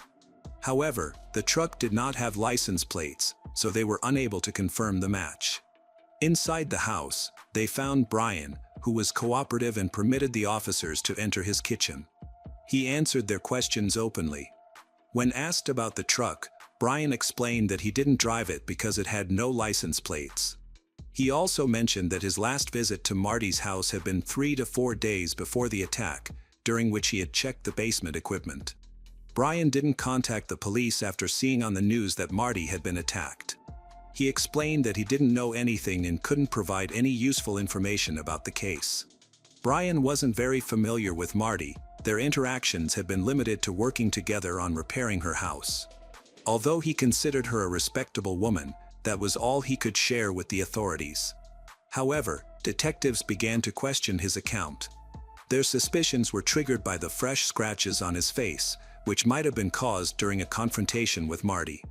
When asked about these marks, he explained that they were caused by a dog that had scratched him while he was playing in the yard the day before the detectives came to visit. He acted fearful when accused of being involved in the crime, insisting that he was incapable of such an act. Brian provided an alibi, prompting investigators to verify his story. When detectives spoke to Brian's wife, Jessica, they noticed her odd behavior from the outset. She appeared hesitant, seemed afraid to disclose the truth, dodged direct questions, and mentioned there had been tension in their relationship lately. Jessica stated that her husband had been at home that morning, sleeping in another room, and added that the last time he had worked at Marty's house was about a month earlier. She also corroborated Brian's claim that the scratches on his face were caused by a dog. However, her demeanor suggested she was not being truthful. Detectives doubted her account, and she was taken to the station for further questioning. Authorities suspected Jessica might either be an accomplice to the crime or trying to shield the killer. Before leaving Brian's house, the police asked him whether they would find anything suspicious if they searched the property. Brian confidently stated that they wouldn't find anything and even agreed to let them look around. However, in the laundry basket, at the very bottom, they discovered a pair of jeans with suspicious stains. Brian explained that the stains weren't blood but merely machine oil left over from working on a pickup truck. He allowed the police to take the jeans for testing and voluntarily provided his DNA samples for comparison. The items were immediately sent to the forensic lab, where tests confirmed the stains were blood, not oil. However, additional time was needed to extract the DNA profile and compare it. While detectives awaited the test results, Marty regained consciousness in the hospital 12 days after the attack. Although she was able to communicate shortly thereafter, her initial days out of unconsciousness were clouded by confusion. During this time, she experienced constant pain and discomfort. It's not surprising that Marty needed to take a large number of medications during her recovery. Her poor health may have stemmed from her reliance on these drugs, in addition to the severe injuries she suffered. Despite the extensive brain damage she endured, her memory remained largely intact. Marty informed the police that Brian Pennington was the one who had attacked her. She described that morning's incident as starting entirely normally. She woke up early, got ready for work, and followed her usual routine. Around 7:30 a.m., she heard a car stop in front of her house but didn't pay it much attention. Soon after, there was a knock at the door. It was Brian, who had worked on her house about a month earlier. Marty found his visit odd from the beginning. It was unplanned and too early in the morning. However, she reassured herself, thinking he might have been working nearby or had forgotten a tool during his last visit. Although she was hesitant to open the door, she ultimately decided to do so. The two had a brief conversation. Brian was polite and friendly, which helped ease her concerns. Brian explained that he had heard Marty was planning to sell her house and wanted to alert her to a problem he had noticed during the previous renovation. He insisted it was important and offered to show her the issue in the basement. Curiosity overcame her, and she agreed to follow him downstairs. She recounted that everything happened very quickly. Initially, they were just walking downstairs, but an unsettling feeling suddenly came over her. Brian grabbed her and pushed her down the stairs, causing her head to hit hard against the concrete floor. Brian violently attacked Marty, choking her until she lost consciousness. Later, Marty explained that her memories of the incident were hazy, as though she were trapped in a fog. She occasionally regained consciousness, only to lose it again shortly afterward. Eventually, a policeman arrived at her home, and she was taken to the hospital. Investigators needed evidence to support Marty's account. Tests were conducted on a pair of jeans found in Brian's laundry basket, which revealed traces of Marty's blood. DNA samples taken from beneath her fingernails also matched his DNA. Law enforcement officers obtained an arrest warrant for Brian and visited his home, but he was not there. The search for him intensified, and soon police in the city discovered a damaged red pickup truck. Jessica was behind the wheel, and Brian was sitting in the passenger seat, visibly disheveled. Authorities charged Brian with attempted murder and robbery, setting bail at $1 million. The news stunned Marty's mother and grandmother, who had been in contact with Brian for years and trusted him as a professional handyman. Brian frequently worked for Marty's family, completing various household repairs. Tragically, it was Marty's mother who had recommended him to her daughter, leaving her with a deep sense of guilt. The family struggled to comprehend this senseless act of aggression. Brian's cruelty seemed inexplicable, and no clear motive emerged. Although he provided no explanation for his actions, experts were left baffled by the sheer brutality of the attack. Doctors were amazed that Marty had survived at all. Brian's violence extended far beyond simply choking Marty into unconsciousness. He threw her down a staircase, causing her to land headfirst on a concrete floor, fracturing her skull. He continued his attack relentlessly, beating her and slashing her throat. Marty struggled to comprehend what she could have done to warrant such a terrible fate. After sustaining severe head injuries, she faced challenges with her balance, although she eventually managed to walk independently. Shortly after emerging from a coma, she developed visual impairments, along with hearing and cognitive difficulties. Her family noticed that Marty seemed like a shadow of her former self, but they remained hopeful for her recovery. At times, she would lapse into long periods of thoughtfulness, which deeply concerned her loved ones, especially her daughter. Doctors refrained from making a definitive prognosis. While acknowledging the challenges Marty faced, they emphasized that her survival against the odds suggested that recovery was possible. After spending about a month in the hospital, Marty was finally discharged. During her recovery period, she became closer to her 16-year-old daughter, Mackenzie, whose birthday occurred while she was still in the hospital. Mackenzie was deeply touched by a card her mother wrote for her, even though the handwriting resembled that of a child. She recognized the long journey ahead and understood her vital role in supporting her mother as she gradually healed. Marty faced significant emotional challenges after the attack, struggling to reconcile how someone she had trusted deeply could turn out to be a vicious criminal capable of unprovoked violence. Seeking solace, she turned to her local church for emotional support. Meanwhile, Marty's family was determined to ensure that Brian faced justice and received a lengthy prison sentence. The prosecutor's office had overwhelming evidence to press charges against him, including physical proof, Marty's detailed account of the attack, scratches on Brian's face, DNA matches, and items stained with blood. The only missing piece was a clear motive. Brian had neither attempted to abuse Marty nor stolen anything from her home. His actions were simply a deliberate and calculated effort to kill her while working in her house.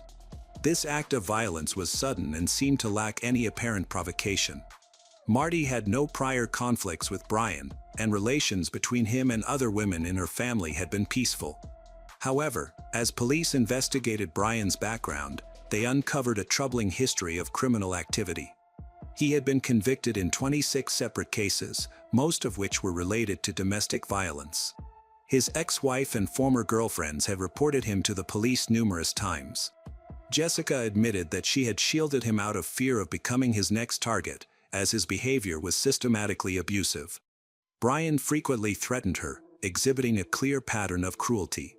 Jessica testified for the prosecution during the trial, stating that Brian was not home on the night of the attack. She explained that he had been away for hours and only returned around noon, after Marty was assaulted. Upon his return, his clothes were covered in blood. When questioned, he claimed it was machine oil but offered no further explanation. Jessica also refuted his claim that the scratches were allegedly caused by the dog, revealing that he had forced her to lie under the threat of being killed. She provided detailed accounts of their married life, describing him as abusive, both physically and emotionally. During the trial, Brian was visibly shocked when Marty appeared alive in court to testify against him. Jessica, his wife, also testified for the prosecution, presenting evidence that contradicted his statements. Moreover, none of Brian's claims were corroborated during the hearings. Jessica submitted cell phone records showing that, at approximately 8 a.m. on the morning of the attack, she had tried to contact Brian. Geolocation data confirmed that he was near Marty's house at the time. As the evidence against Brian continues to build, he has no viable path to acquittal. To avoid a prolonged and traumatic trial, Brian was offered a plea bargain. Although he could have faced up to 40 years in prison, the deal reduced his sentence to 28 years. However, on the day his sentence was to be announced, Brian unexpectedly attempted to withdraw the plea agreement and plead guilty instead. The court rejected his request, citing no valid justification for accepting it. During the final courtroom proceedings, Marty directly asked Brian why he had attacked her and nearly killed her, but he refused to provide a reason or make any closing statements. Marty is still recovering from the devastating attack, which left permanent scars on her face and neck. The injuries have distorted her facial features and affected her mobility. Despite these challenges, Marty remains determined and continues to train rigorously, believing she can regain her former self or even surpass it. In interviews, she often reflects on how someone only 26 years old could commit such a cruel act. Her resilience and self-belief have helped her heal from this violent incident, strengthening her resolve in the process. Marty returned to her routine fairly quickly and has become even more active. She took up kickboxing to learn self-defense, and sports have played a significant role in her recovery. She also created a website aimed at supporting others who have experienced traumatic events, using her personal story to inspire and encourage healing. In addition to these efforts, Marty continues to work as a designer for a clothing company, channeling her creativity into her art as a way to manage anxiety and stress. She credits her daughter, Mackenzie, as the cornerstone of her recovery and is deeply grateful for her unwavering support. Recently, Marty published a book that details the horrific incident that changed her life, with the hope of inspiring others to overcome adversity through resilience. She now actively works as a motivational speaker, meeting with various communities and offering the same support that helped her rebuild her life. As for Brian Pennington, her attacker, he remains in prison and is estranged from his family, including his mother, ex-wife, and children, who have all cut ties with him.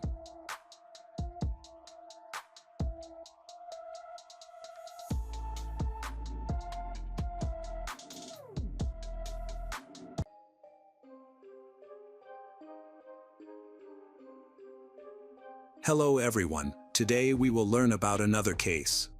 The case of Clelia Medina. Early in the morning on Sunday, February 17, 2008, a man was walking with his dog when he suddenly noticed that the dog was attracted to something strange on the ground. Looking closely, he realized it was a series of drops forming a path. He began to follow them, moving parallel to the canal, not far from Lambersart, France. The drops continued, leading him to the very shore where he noticed a body half submerged in the water. It was swollen and very pale. The man immediately reported it to the police. In the name of law enforcement, forensic experts began to carefully examine the area and the body itself. However, there was nothing that could help identify the female victim.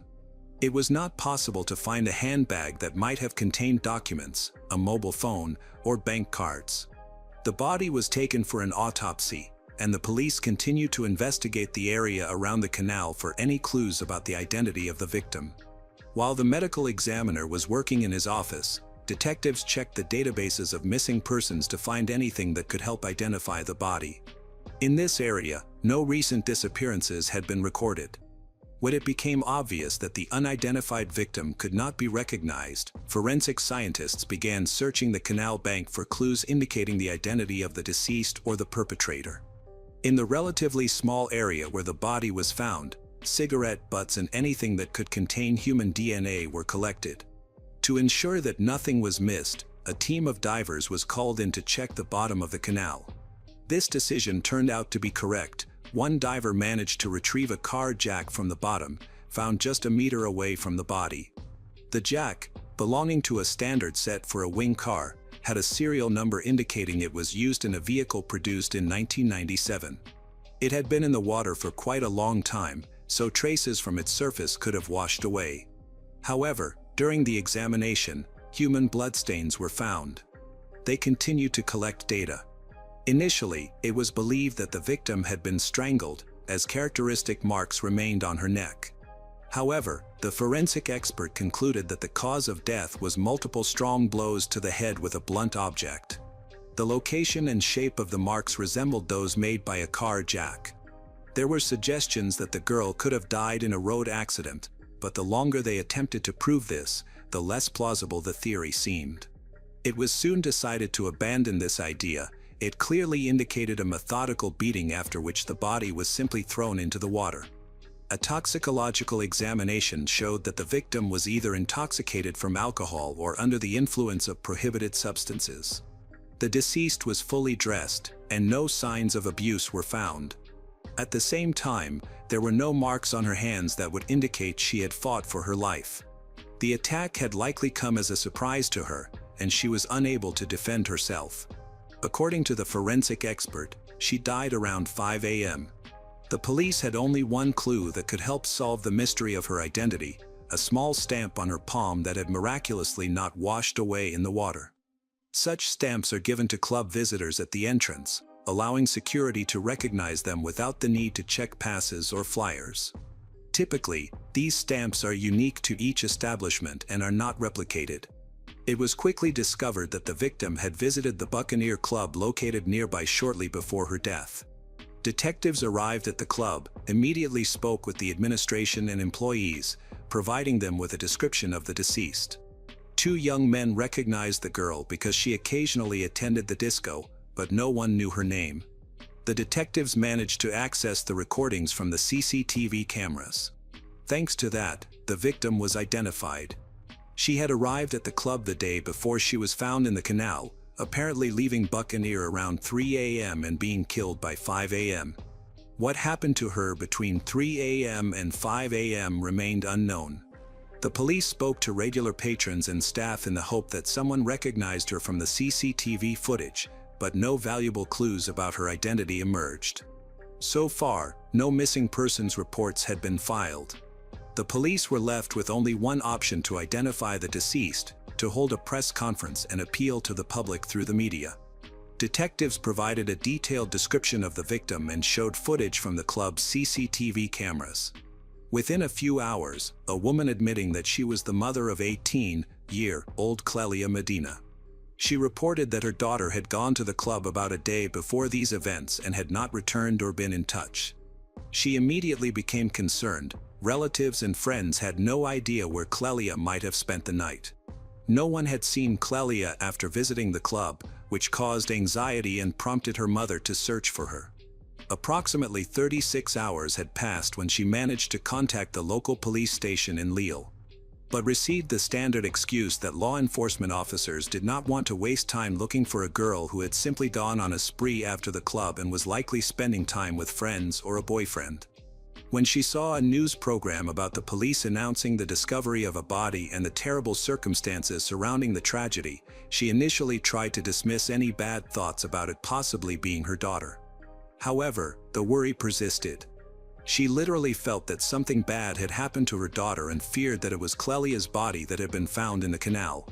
She acted extremely worried and was very agitated, providing somewhat confused information due to her emotional state. Therefore, the police decided to verify the information with Clelia's cousin, who had been with Clelia that evening. The young man confirmed some of the details provided by Clelia's mother. He helped to clarify valuable information such as the clothing and piercing locations that Clelia had. The victim's identity was almost completely matched. Clelia's mother was notified of the coincidence and was invited to identify the body. All doubts were finally dispelled. The mother was shocked by her daughter's tragic death, and she immediately began to cry. She struggled to understand who could have done this, as her daughter was an ordinary girl who did not associate with problematic people.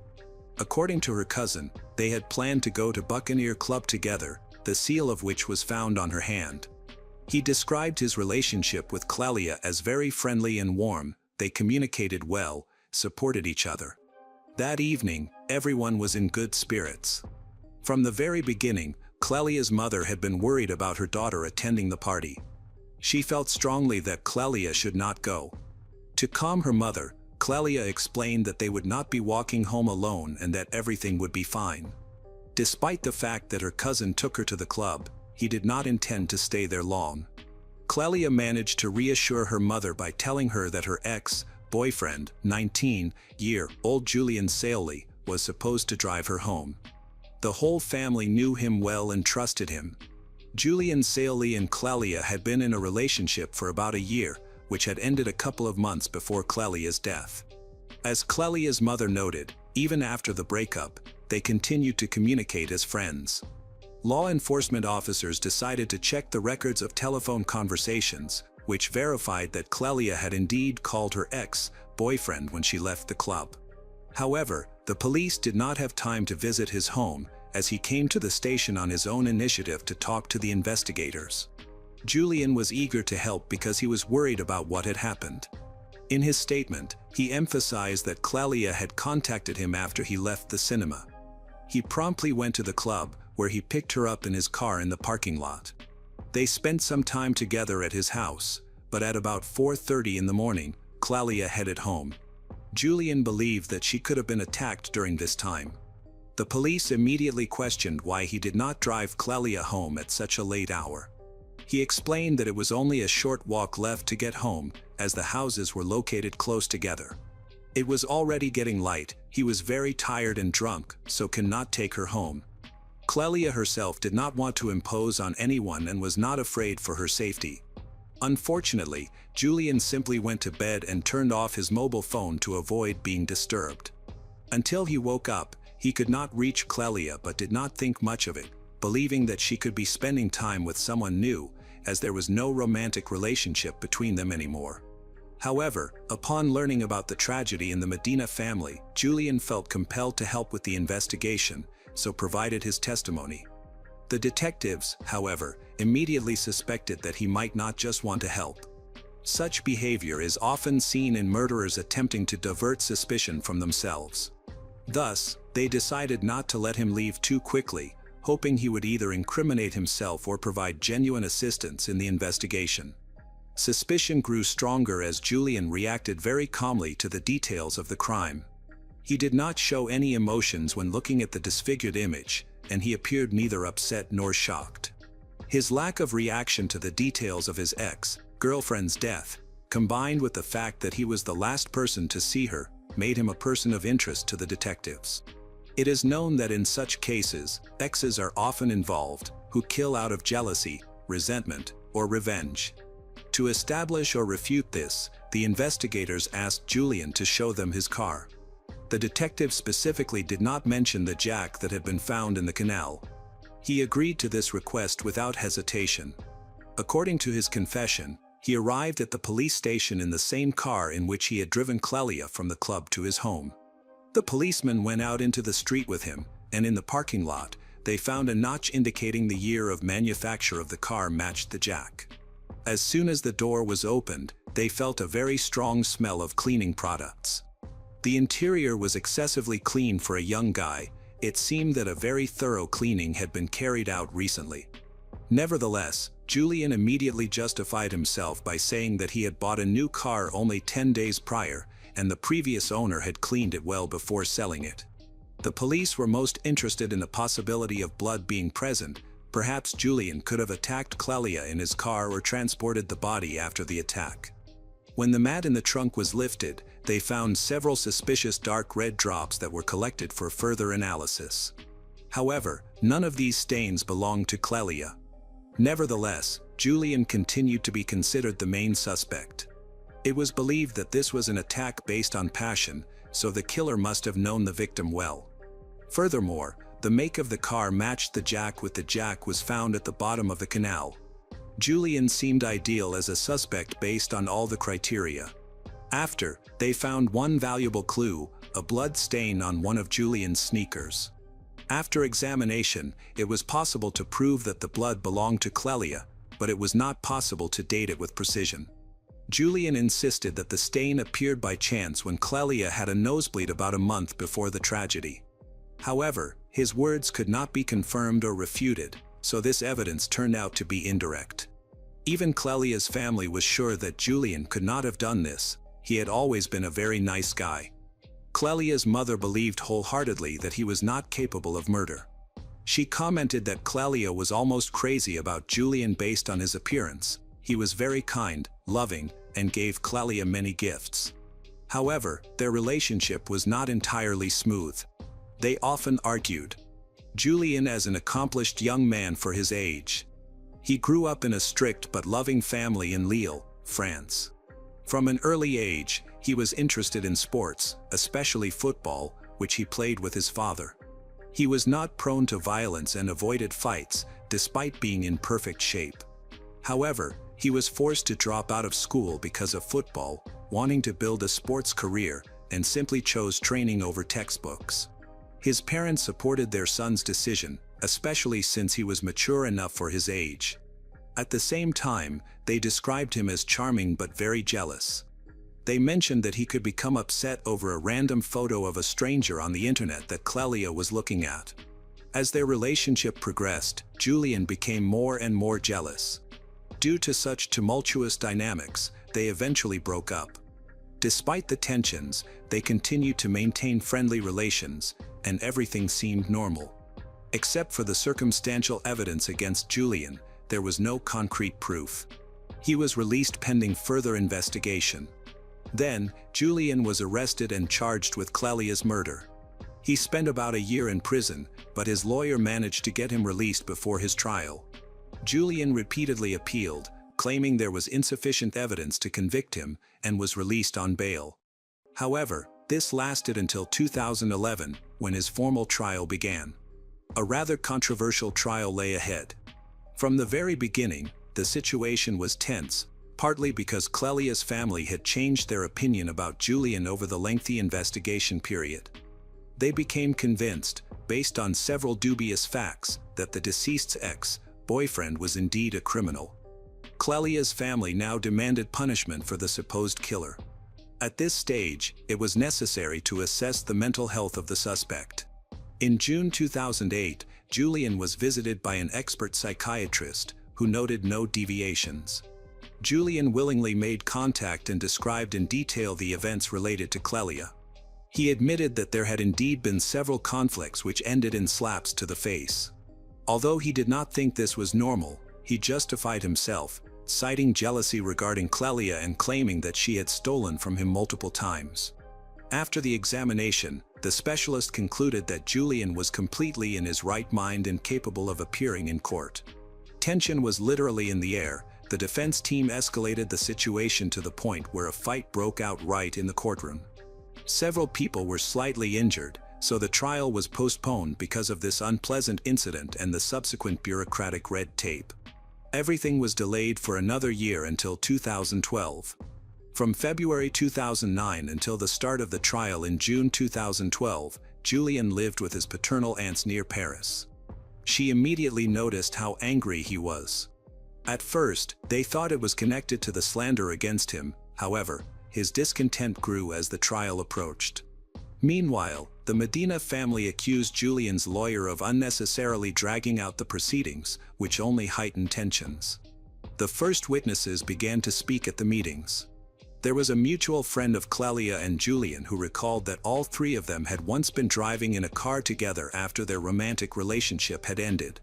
Julian had even started dating a new girl, who happened to be one of Clelia's close friends. This situation made she very upset and jealous. Despite their breakup, a conflict ensued between them, which even escalated to physical confrontation. They exchanged blows. At one point, Clelia even attempted to jump out of the moving car, but Julian managed to pull her back inside. By the time the car reached her friend's house, Clelia finally exited and continued yelling at Julian from the street. He tried to calm her down, but she simply waved her hand dismissively and left the scene.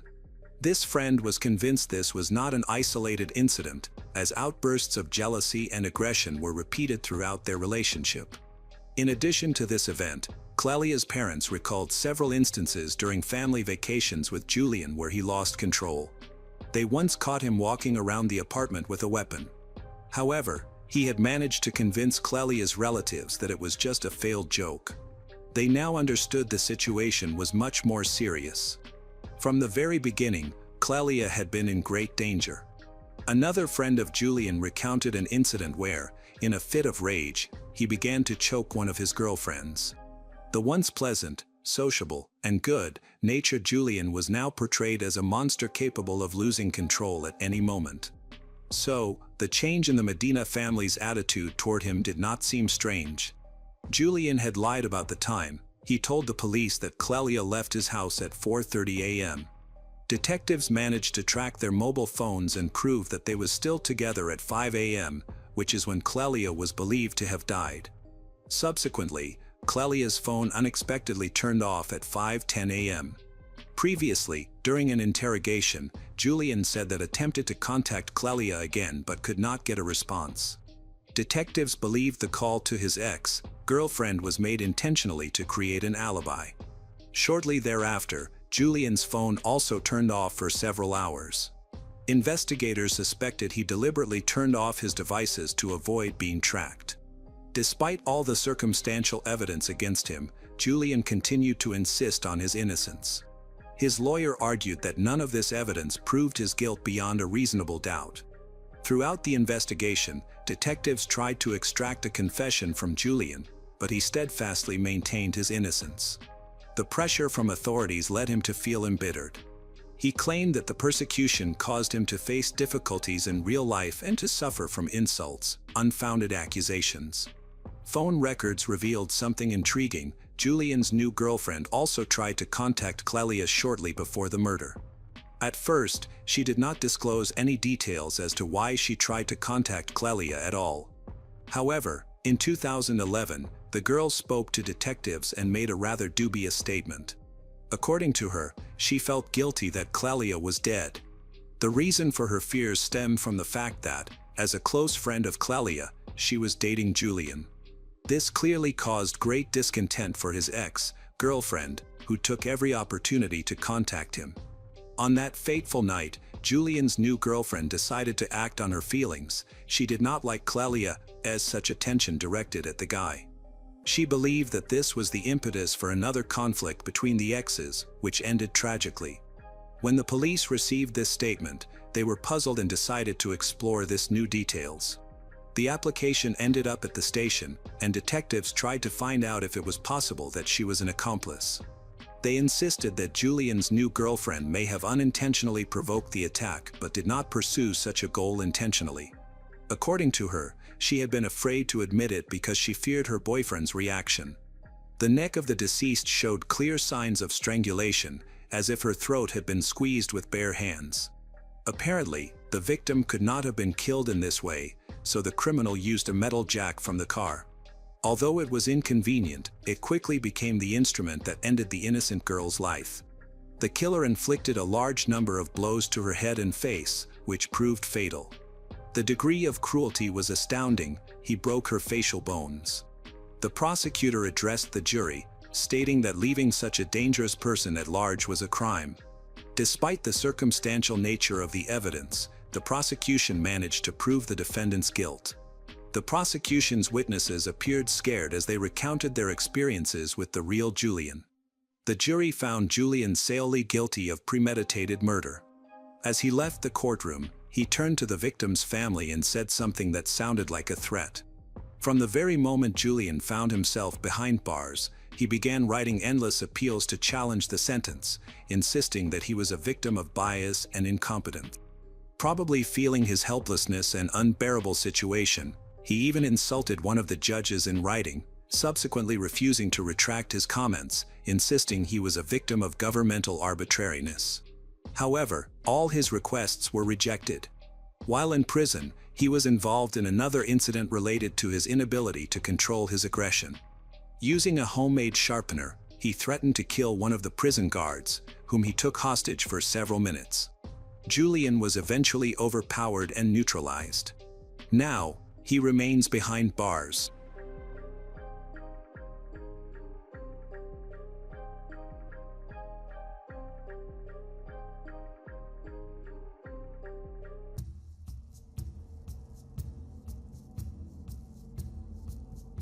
Hello everyone, today we will learn about another case. The case of Judy Southern. Sometimes, from the very beginning of an investigation, everything seems to work out. The Supreme Court might directly point to a criminal, but practice shows that they are not always correct. While they tried to connect one person to the crime, the real culprit was walking free. Judy lived in Manhattan, New York, USA. She was a young woman who worked part-time at the post office. She always focused more on family and children than on career success. However, she wanted to get an education. Therefore, after graduating from high school, she entered college and successfully graduated. During this period, she met Alan Southern. They began a relationship and then got married. Judy and Alan lived together for more than 6 years. They raised a child together. From the outside, it seemed that everything was fine in their family, until one day that destroyed the entire family idyll. On June 7, 2000, Judy was in a good mood as she went to work in the morning, delivering mail around the area. At about 3:30 p.m., she returned home and, as always, found no one there yet. Judy arrived first and was getting ready for her husband to return from work. She had a 5-year-old son who was visiting his grandparents at that time. The boy was supposed to return in the evening. Once inside, Judy immediately noticed a strange mess on the kitchen table and found a suspicious note. She remembered that no one was there when she left for work. No one from the household could have come and left a message. Her husband was at work and never showed up during the day. Judy didn't have time to figure it all out, began to read the note, which turned out to have quite disturbing content. While she scanned the piece of paper, a stranger came out of a dark room and headed towards her, weapon at the ready. Without warning, he attacked her twice. The first bullet missed, but the second hit Judy in the lower abdomen. She fell to the floor and screamed in pain, losing consciousness. When she came to her senses, the attacker was nowhere to be seen. Judy barely reached the phone and tried to call her husband for help. But the phone was not working. She wanted to get to her mobile phone but could not remember where she left it. Fearing that the stranger might still be nearby, Judy crawled to the front door and carefully opened it. She stood up, leaning against the wall, left the house. Judy tried to attract the attention of others to scare off the criminal. She was bleeding and managed to walk only a couple of meters before she fell down exhausted. She knew her husband would be finishing work soon and would be near the house. That is exactly what happened. A few minutes later, he drove up in his car and immediately noticed his wife lying on the ground near the house. Judy was covered in blood but still alive. Alan picked her up and placed her in the back seat of the car. Judy was weak but tried to tell him about the attack. She pointed to the courtyard, but her husband still didn't understand what she wanted. There was no time to figure it out. Alan realized his wife's condition could be critical. Driving towards the hospital, Alan dialed 911, informed them that he had found his wife wounded near their house and was heading to the hospital. He asked them to meet them on the way. Judy was still conscious, said that a man had attacked her. She mentioned the name like Barry several times, claiming he had set up an ambush. By the time Judy arrived at the hospital, she had already lost consciousness. Doctors urgently took her to the operating room, but she died right on the table before receiving help.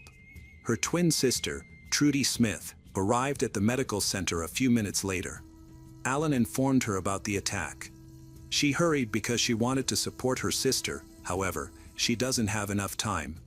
When Trudy received the tragic news of her sister's death, she approached Alan and accused him of what had happened. Alan seemed embarrassed. Trudy vowed to bring him to justice. The police immediately spoke to Alan, who became the main suspect. Because, typically, the closest people are involved in such cases.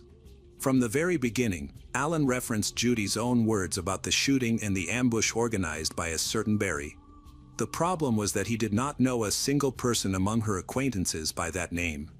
Trudy also could not recall anyone by that name.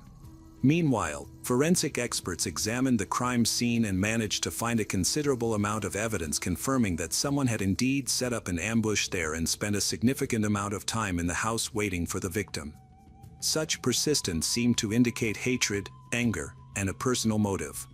This only confirmed to the detectives that the criminal should be sought among the victim's immediate surroundings. Nothing was stolen from the house. so the robbery theory was immediately excluded. Mysterious Barry had taken a shower, played video games, and even found an adult toy belonging to Judy. It is not known what he did with it or why he left it in a prominent place in the bedroom. It became why Judy could not call from home for help. It was impossible because the killer had cut the phone line. He clearly wanted to deprive the victim of any chance to survive, and it worked. Doctors were sure that with timely assistance, she could have been saved. Despite the fact that the shot did not kill her immediately and she was able to leave the house, there was no one to help her. Unfortunately, she had to wait for Alan to arrive for some time, during which she lost a lot of blood. The detectives discovered traces of Alan, her husband. He continued to insist that he had nothing to do with the ambush. There were cigarette butts lying everywhere in the house, suggesting that the killer had smoked more than a pack of cigarettes while waiting for Judy. During the investigation, it turned out that neither the victim herself nor her husband smoked that brand of cigarettes, although this was not strong evidence of his innocence. This became the first piece of evidence in favor of Alan's alibi. It was strange that the criminal had entered the house without breaking in. Alan believed that all the windows and doors should have been closed before he left for work, but the shooter could have escaped through the window, which was wide open. During the searches, Alan remembered that his wife sometimes left the kitchen window slightly open to air out the house. This change in testimony was perceived as a very alarming sign. Spent cartridges were found at the scene of the crime. The first bullet hit a wooden wall. Flax was collected for further examination, and the police tried their best to find the weapon, but it was all in vain. Now, locating it had become a priority. It was believed that Alan managed to dispose of the gun, and naturally, he did not confess to this. Everything seemed to be against Alan. He was the first to report the incident and had spent the last minutes of Judy's life with her. His entire car was covered in blood, as were his hands and clothes. When Alan's office was searched, even more suspicious evidence was found. A special device for recording calls was installed on the family's home phone. Thanks to it, Alan could listen to their conversations while at work, checking his suspicions. This immediately drew the attention of the authorities to Alan. This became a reason to increase pressure on him.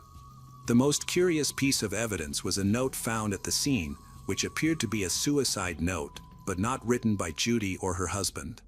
A new name also surfaced in this case, Jonathan. On the other hand, Alan and Judy had serious problems, which offered more reasons to commit a crime. The recordings of telephone conversations were linked to his attempts to catch his wife in infidelity.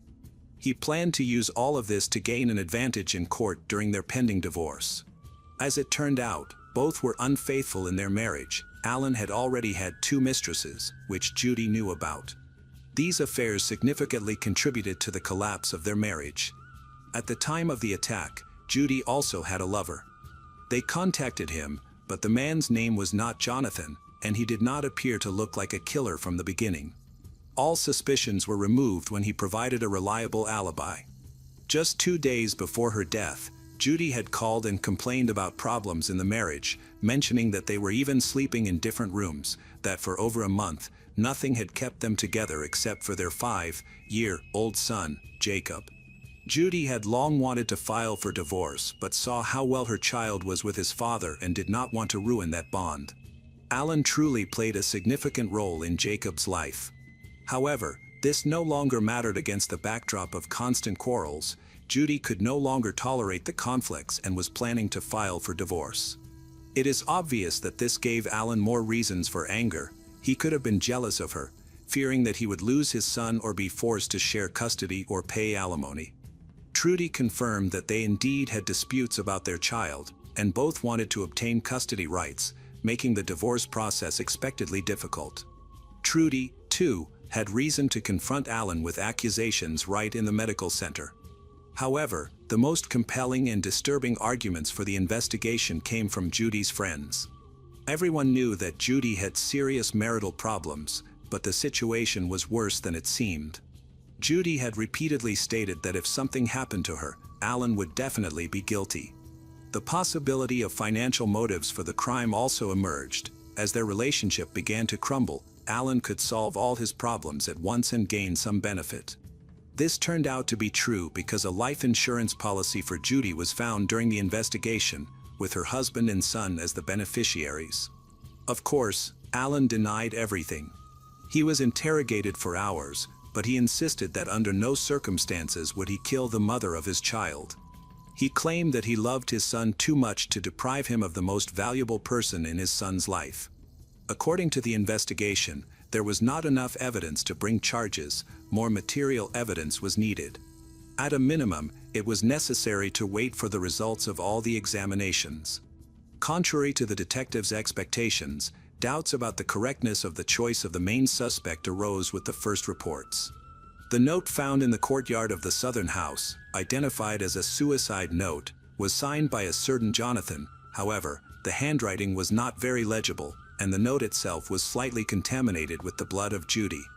Complicating matters, it was clear that the note was addressed to a woman named Melanie and the letter was addressed to my wife, Melanie. At first, this confusion deepened because Melanie Southern did not exist, but there were other details in the letter, including an address that matched with Melanie Binney. This young woman lived at the location indicated in the note. She had a daughter and a husband named Jonathan Binney. The Binney family home was located approximately 5 kilometers from the ambush site where Judy was found. When the police checked Jonathan Binney in their database, it turned out that he fit the profile of the killer, as he had previously encountered problems with the law. Until recently, Jonathan had committed only minor offenses, but he was now under investigation for something far more serious. Shortly before Judy's death, he had abused his 3-month-old daughter. Initially, detectives believed that this note could have been written by Alan to mislead them and remove suspicion from himself. However, this clue needed proper analysis. In the suicide letter, Jonathan indicated that he wanted to leave this life voluntarily because he could not imagine being imprisoned for abusing a child. This all appeared suspicious when the detectives arrived at his house, where they found only his wife, Melanie. She admitted that he had not lived there since her statement about the child abuse case. Melanie was very angry with Jonathan. When she found out what happened to the Southern family, she was shocked because, in her opinion, Jonathan did not look like a killer, although she was no longer sure of anything. She was amazed at how close she had let a true madman, capable of such atrocities, into her life. She told the police where Jonathan could be, and the detectives arrived at the specified address, but even there, the suspect could not be found. Investigators contacted his close friends, but they also did not know where he could be. In the media, an alert was issued that a dangerous criminal was on the run, and they believed he could not have gone far. Additionally, considering the suicide note, they expected to find his lifeless body sooner. Tracking him down, the police used K-9 units with specially trained dogs and aerial support from police helicopters. The search took nearly a day until finally the dogs led the police to the basement of a house. There, Jonathan was found lying on the floor, shirtless, with 6 nicotine patches stuck to his chest. He was alive. The man told the police that he had attempted to take his own life by overdosing on nicotine. This was probably meant to convince everyone that he felt remorseful. Jonathan did not resist when he was arrested. He even seemed a little glad that it was all finally over. At the time of the crime, Jonathan Binney was 26 years old. His behavior raised doubts about his mental stability. Some suspected he might have mental issues. However, a psychiatric examination indicated that he was aware of his actions both during and after the crime. This led investigators to suspect that he was merely trying to elicit sympathy with his threats. Melanie provided detectives with writing samples that were analyzed by a handwriting expert. The expert found several significant characteristics that distinguished Jonathan's handwriting. He noted the similarity in the spelling of the lowercase g and f in the suicide note and in the samples.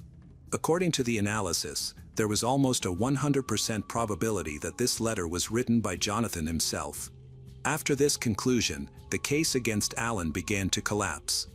Prior to Jonathan's arrest, the police had offered Alan a polygraph test. He agreed and passed with flying colors, which should have strengthened their confidence in his innocence, but they did not want to let him go. Alan was kept under suspicion until Jonathan confessed to attacking Judy, making it clear that Alan had no involvement in the crime. Allen was subsequently released. Another key piece of evidence was the DNA found on the toy in the house. The expert used dozens of filters to collect particles of saliva and skin from the killer, which also matched Jonathan's profile. This linked him to the crime scene.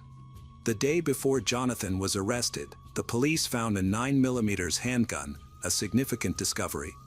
Despite a thorough search, they did not find this 9mm handgun registered to Allen.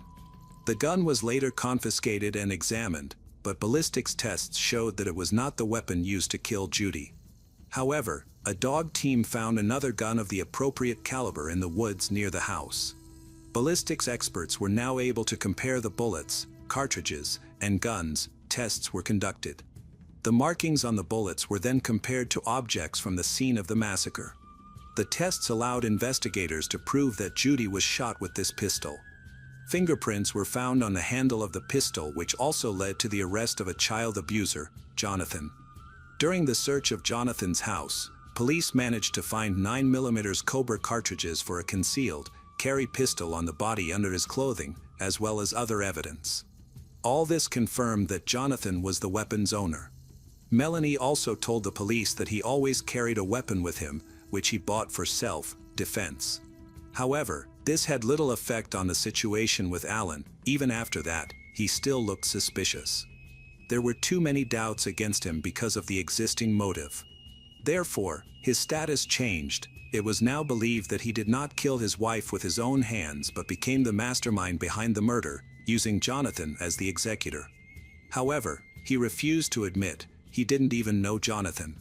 The theory that Allen hired Jonathan to kill his wife was also carefully investigated for a long time. The correspondence and calls were analyzed, but no connection leading Judy to Jonathan could be found. It seemed they were not acquainted at all. Against this backdrop, authorities tried to find at least some connection between the criminal and his victim in order to understand the motive for the attack. For a long time, it was thought this would help uncover Allen's involvement in the crime. It seemed suspicious that Judy called out a similar name before her death. Perhaps she really knew him or was trying to say something else, but her husband did not hear. The closest tie the police found was the period when Jonathan worked as a security guard at the library, where Judy occasionally borrowed books. They both had membership cards for the institution and exchanged pleasantries with each other. However, when questioned, the employees of the library could not remember any incidents involving Jonathan. The staff described Jonathan as a somewhat strange young man. While he worked as a security guard, he had no problems in his service record, at least none were known at his workplace. In fact, during this period, Jonathan had only minor offenses. When they questioned him about his job at the library, he could not recall anything that might connect him to Judy. Eventually, the detectives were forced to admit that this murder was a spontaneous act of aggression against an unknown person and a coincidence with Allen. All suspicions against Allen were dismissed. Jonathan was not familiar with Judy Southern. The choice of victim was random. He was merely driving around the city on his moped, looking for a suitable house to ambush. The Southern house seemed ideal to him, primarily because he spotted an open window that allowed for easy entry. Once inside the house, Jonathan clearly envisioned his actions.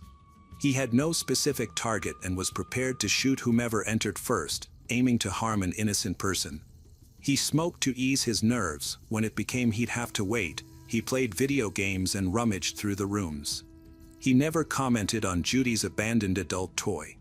When Jonathan discovered that Judy had a husband and a 5-year-old son at the time, he claimed he would have shot any of them without discrimination or hesitation, even a child, if they had entered the house. Jonathan also confessed to abusing a 3-month-old child. Due to the ongoing investigation, he later told the authorities that he did not want to go to jail for child abuse, especially considering the familial ties and age of the victim. He was aware of how badly prisoners with such convictions were treated and described in detail the suffering caused by his fear of incarceration. Therefore, he sought a way to remedy the situation. Jonathan decided to go to jail as a murderer. He likely did not realize that he would be tried for both crimes and face 2 sentences, making it impossible to entirely hide his dark past. While in the ambush house, Jonathan altered his plan and decided to take his own life after committing the murder, so he didn't particularly care about leaving evidence. With these thoughts, he even wrote a suicide note. He spent several days behind bars and eventually told the police, without waiting for his lawyer, that he wanted to officially plead guilty to Judy's murder. Jonathan was not planning to deny his guilt regarding the abuse of a 3-month-old. His conscience was eating away at him, and he was ready to talk to detectives again. The entire local community was shocked by what had happened, especially Melanie, who had already suffered greatly. The media eagerly reported that a 3-month-old baby had been abused by her own father. Authorities feared public unrest and felt compelled to provide increased protection for the criminal.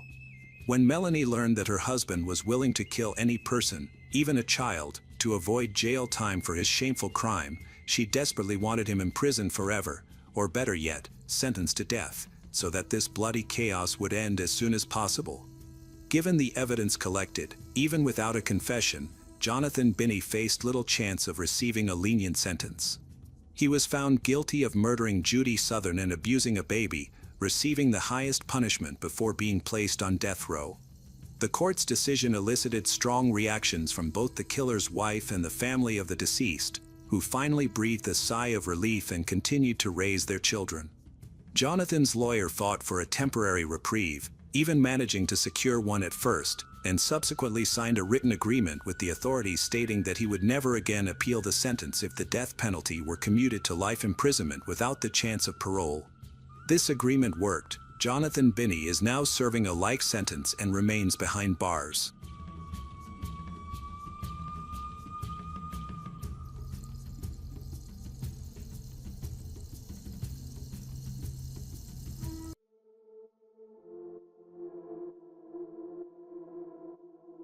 Hey detectives!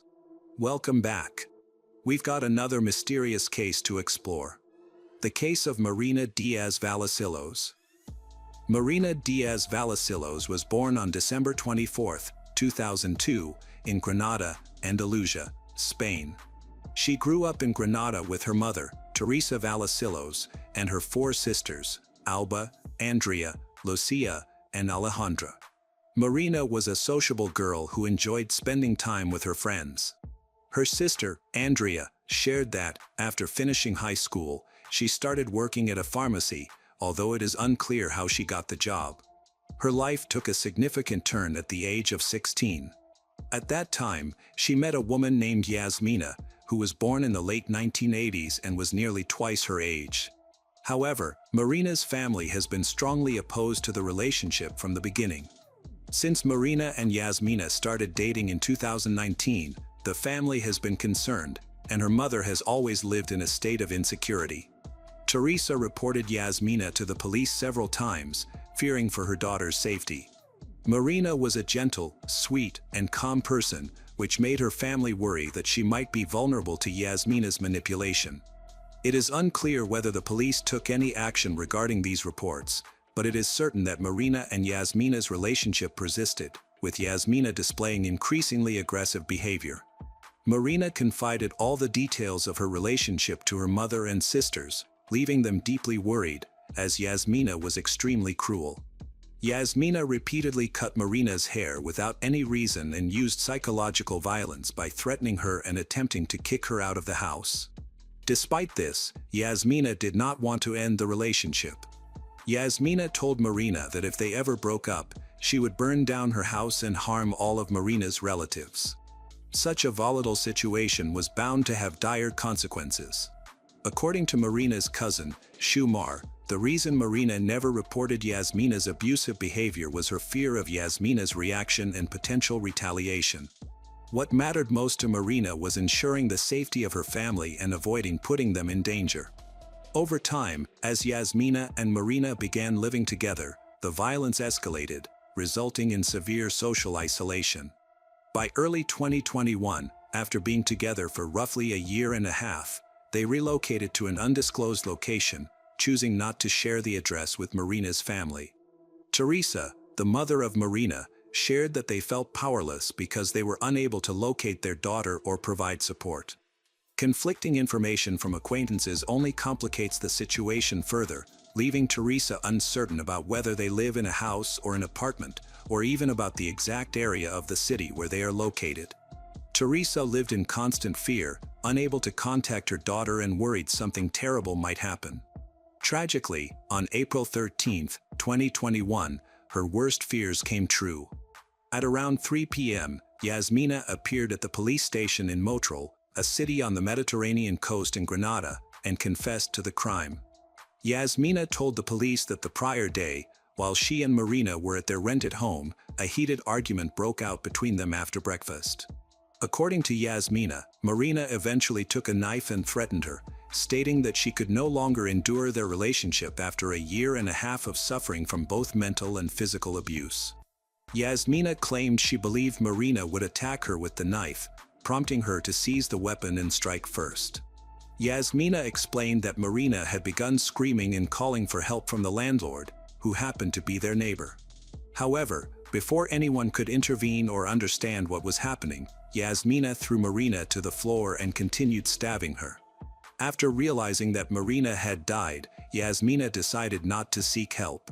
Instead, she attempted to cover up the crime by wrapping Marina's body in a sheet, taking a shower, and thoroughly cleaning the entire apartment with cleaning products to erase any evidence. Yasmina disposed of the knife by throwing it into a garbage container along the road leading to the village of Gorgarca, located in the municipality of Veles de Benadal. Around 5 p.m., Yasmina went to the port of Motril to meet her friend Antonio Manuel, to whom she confessed the murder. She asked for his assistance in finding a place to bury Marina's body. Consequently, Antonio was accused of being an accessory to the crime due to his involvement in the incident following the murder.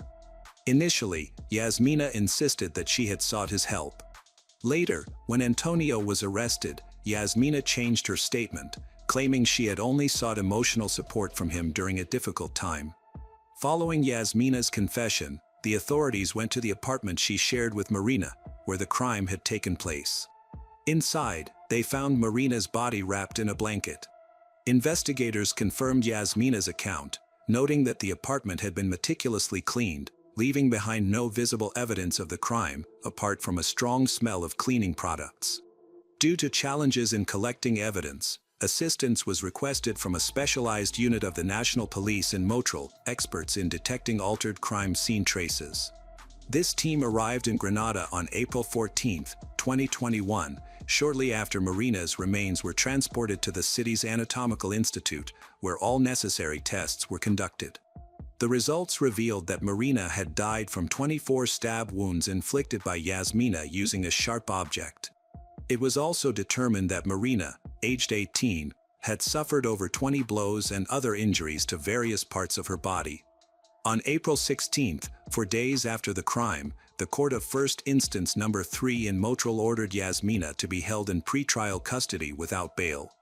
Despite her lack of prior criminal record, the Supreme Court of Andalusia stated that this decision aimed to protect the investigation and prevent her from fleeing. On the same day, the court decided to temporarily release Antonio Manuel, initially suspected of helping conceal the crime, as a precautionary measure. Because no formal request for his arrest had been made, he was required to report to the authorities every Tuesday, and his passport was confiscated. On the same day, the government of Granada announced that the case would be treated as an instance of domestic violence since Yasmina and Marina had been living together. Although the authorities acted swiftly, the trial did not commence until December 13, 2022. Friends and family of Marina gathered outside the court, shouting and demanding justice for the young woman who had tragically lost her life shortly after she had turned 18. During the trial, Marina's family lawyer, Jesus Huertos, highlighted the brutal nature of Yasmina's actions, detailing the extensive injuries Marina had suffered. He said that Yasmina deserved a life sentence but should still be given the opportunity to rehabilitate. Additionally, Marina's psychologist, who also counseled her mother, Teresa, testified in court. The psychologist revealed that Marina had repeatedly expressed her fear of Yasmina's violent behavior and had stated that she no longer wanted to continue the relationship. Other witnesses provided statements backing this narrative. The prosecution argued that Yasmina had intentionally prolonged Marina's suffering before carrying out the killing, emphasizing the cruelty of the act. However, unlike the family's lawyer, the prosecution did not seek a life sentence. Instead, they recommended a 17-year prison term.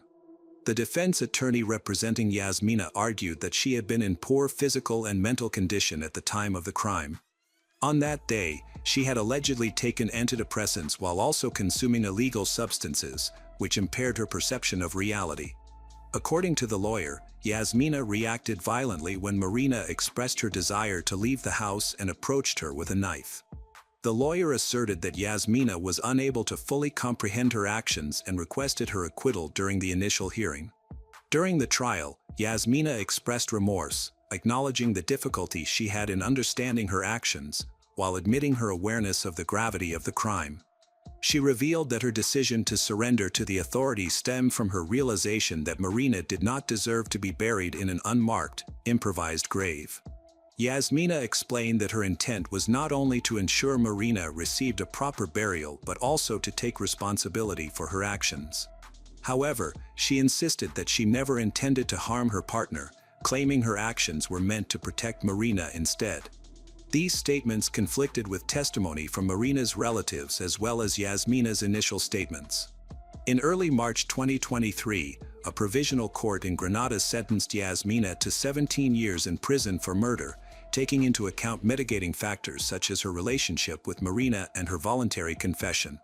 After serving her prison term, she will be subjected to conditional release for 5 years. Additionally, Yasmina must fulfill financial and personal obligations, including paying €75,000 in compensation to Marina's mother and €22,000 to Marina's sisters, Alba, Andrea Lucia, and Alejandra. She is also prohibited from contacting them for 22 years. Regarding Antonio Manuel, who was initially accused of helping to conceal the crime, the prosecutor's office recommended a prison sentence of 15 months. However, due to his cognitive disability, judicial authorities ultimately dropped all charges against him.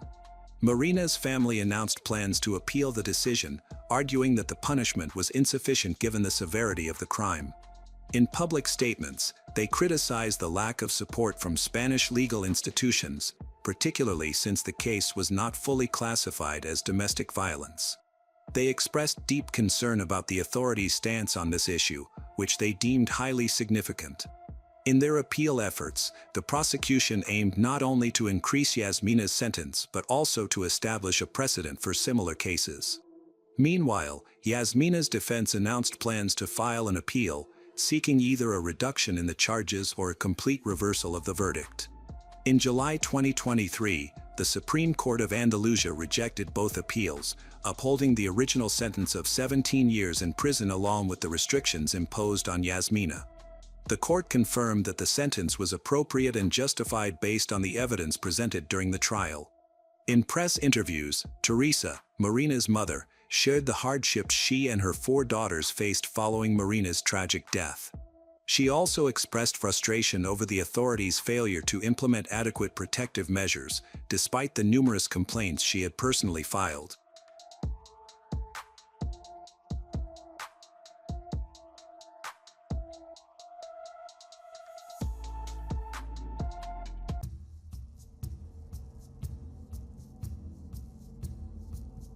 Hello everyone, today we will learn about another case. The case of Pamela Vitali. Pamela Vitali was born on January 11, 1953, at Shepherd Field Air Force Base in Wichita Falls, Texas, to U.S. Air Force Sergeant Vern B. Ludke, an accomplished pianist, and Carol J. Crowley Ludke, a vocalist and artist. Pamela spent most of her life in Minneapolis, Minnesota, with her family, including her sister Tamara. In her later years, Pamela worked as a flight attendant and visited various countries around the world. She met her first husband, Mario Vitali, in London, and then moved in with him. They had 2 children, Mario A. Vitali and Marissa A. Vitali. Despite appearances, their relationship was not the best from the very beginning. When it began to collapse, Pamela decided to return to the United States, taking her 2 children with her. In 1978, she moved to California in search of a better life. As a single mother, she could no longer work as a flight attendant for obvious reasons, so she tried her hand in various fields of activity. She worked as an accountant, a salesperson in a fashion boutique, and a manager in a computer company, but felt that none of these jobs were right for her. Nevertheless, Pamela continued to work to provide for herself and her children while also attending film school at the University of California. This path became more successful. Pamela enjoyed realizing herself in cinema, and eventually, she became a producer. Pamela's career took off during her third year of film school when she met her future second husband, Daniel Horowitz, who was a lawyer. He was a professional in his field, combining private practice with creative writing. Daniel wrote a script and saw great potential in it. He began looking for a producer who might be interested in his vision. His friend Tamara found out about the script and introduced them. Pamela became interested in the script, and thus a romance blossomed. A month later, she moved closer to him, and they began working together. Daniel and Pamela prospered financially. Thanks to Daniel's advocacy work, he gained popularity, which brought him many famous and wealthy clients. He frequently commented on high-profile criminal cases on television, even weighing in on the Michael Jackson case. Their inner circle knew Daniel and Pamela as happy people who sincerely loved each other, got along well. They seemed not just like spouses but also like best friends who understood each other perfectly. They had a bright future ahead of them. The next step they decided to take was to buy a big house together, unaware of how tragically their happiness could end. Around 6 p.m. on October 15, 2005, Daniel returned home after work. At that time, they lived in a prestigious area of a small town located approximately 30 kilometers from the city. Daniel had recently acquired a plot of land and moved in with his wife, while her children had already grown up and were living separately. Though they were a wealthy couple, they were living in a trailer because their dream home was still under construction. They were so close to realizing this dream that they were willing to endure any inconvenience. When Daniel returned home, he immediately noticed something odd. Pamela's car was near the trailer, although she should still have been at dance class. He initially brushed it off, thinking she had simply returned home early. Daniel took 2 bags of groceries and approached the trailer door, but froze in place as he saw a large stain of blood on the ground. His heart raced, but he tried to shake the thought away. However, when he opened the door and went inside, he found his wife on the floor in a fetal position, covered in blood.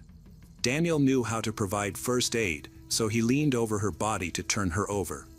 In that moment, he realized she was dead. She was cold to the touch and clearly had died several hours prior. Rigor mortis had already set in. He called emergency services and reported the incident. After hanging up, he leaned over his wife's body again and screamed so loudly that neighbors all over the area heard his heartbreaking cries. On the morning of the tragedy, apparently, someone had come in early that morning. Pamela opened the door, which led to an altercation. She managed to push a large TV toward her attacker, probably trying to defend herself, leaving traces of her bloody hands on it. Pamela desperately fought for her life. A mix of her blood and the attacker's was found on the floor. Particles of skin from the murderer were found under her fingernails. Despite her desperate resistance, Pamela was brutally beaten to death. The forensic examination revealed that Pamela had a broken nose and several knocked-out teeth. She was killed by blunt force trauma to the head, which caused massive hemorrhaging in her brain. The attack was so brutal that portions of her scalp were torn off, and there were fractures on her skull. The attackers even inflicted wounds on her stomach and left a symbol on her back that looked like the letter H. It appeared that the attacker had spent considerable time in the trailer with Pamela. The detectives discovered that someone had taken the water and bathed, leaving behind smeared blood. It was possible that some of the cuts on Pamela were inflicted after her death. Naturally, detectives first suspected Daniel himself, as this crime was committed with extreme cruelty. In such cases, it is often found that the guilty party is a close person with a motive. In any case, Daniel had a reliable alibi. Several people could vouch for him that day. It was a usual day for a lawyer. He left the house around 8 a.m. and did not return until 6 p.m. The high-profile murder of a famous female producer attracted wide media attention, and this case was actively covered on television. Numerous rumors immediately began to circulate. It was about a prosperous, developing area with wealthy residents, where such a massacre of an innocent person was least expected. The local community wanted to know the truth before the next attack happened. It was necessary to stop the bloodthirsty criminal. Pamela was found in her underwear. Here were no traces of a break-in, which confirmed their suspicions. Only a husband or lover came to mind. There was no evidence of abuse, and nothing was missing from the trailer, despite the fact that the wealthy couple had a lot of valuables inside. This meant that theories involving abuse or robbery were unlikely. Nevertheless, even after the alibi was confirmed, the rumors did not stop. Some speculated that Daniel could not have committed the crime himself. As a lawyer, he constantly communicated with potentially dangerous people who could easily have carried out something similar at his behest. Detectives carefully checked this theory, analyzing the data on his computer and phone. However, they found no grounds for suspicion against Daniel and could not confirm that Pamela had a lover. Nevertheless, law enforcement officials did not abandon the idea that the criminal must have been well acquainted with Pamela. He was probably a resident of the area. This theory was not without foundation, as a statement was found in a trailer indicating harassment. According to Daniel, they had been persecuted for quite some time. As a result, he even left a restraining order against one of their neighbors to Pamela, but he never filed the documents with the court. Daniel admitted that there had been difficulties with one local resident who did not like them. However, he managed to reach an agreement with this person after weeks of bickering, and the problems ended without filing a complaint. He kept the restraining order just in case something happened again. The check on this neighbor yielded no results, as he was away at the time of the attack and had a reliable alibi. He was subsequently excluded from the list of suspects. On the day Pamela was buried, a press conference was held, during which the police announced the arrest of the probable killer. It turned out to be a 16-year-old teenager named Scott Dileski, who was just 2 weeks away from his 17th birthday. He did not personally know Pamela's family, but the victim's husband, Daniel, had helped his mother, Esther Fielding, with paperwork. Scott's family was experiencing financial difficulties, so Daniel did not even take money for his assistance. This was the unexpected price for his kindness. Scott Dileski was born in San Francisco. Soon after his birth, his parents divorced, and Esther raised the boy. Quite quickly, she found a new partner and remarried. Scott claimed that his stepfather could be cruel, but his mother had never witnessed any such incidents. Information about the early years of his life is contradictory. Some claim his stepfather could indeed be cruel, while others deny it. There is also conflicting information about the mother's attitude towards her son. Despite the difficulties with the family, when his father offered for him to move in, Scott refused. Shortly before Pamela's murder, Esther got divorced again, leading to financial problems and an acute housing crisis. She and her son were left without a place to stay, and Esther desperately sought employment. But finding a job while dealing with housing issues proved difficult. Fortunately, friends extended a helping hand, offering to temporarily move in with them. Esther and Scott were offered to settle on a property in a trailer. In fact, the living conditions were modest, but they had no choice. During this period, Scott was going through a transitional phase, showing signs of rebelliousness.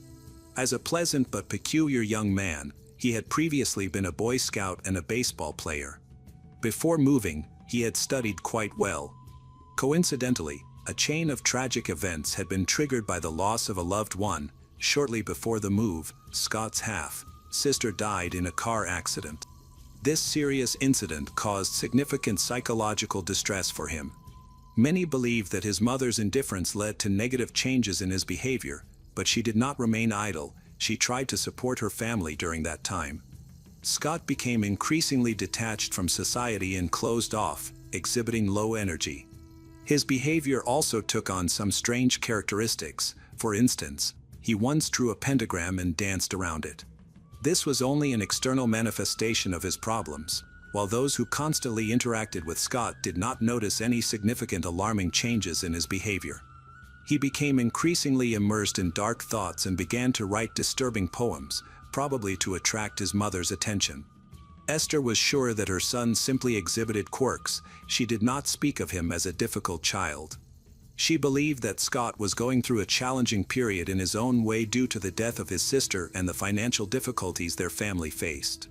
Esther remembered how he previously could not even stand the sight of blood, but when the police first spoke to him, he claimed that at the age of 12, he had tried various illegal substances.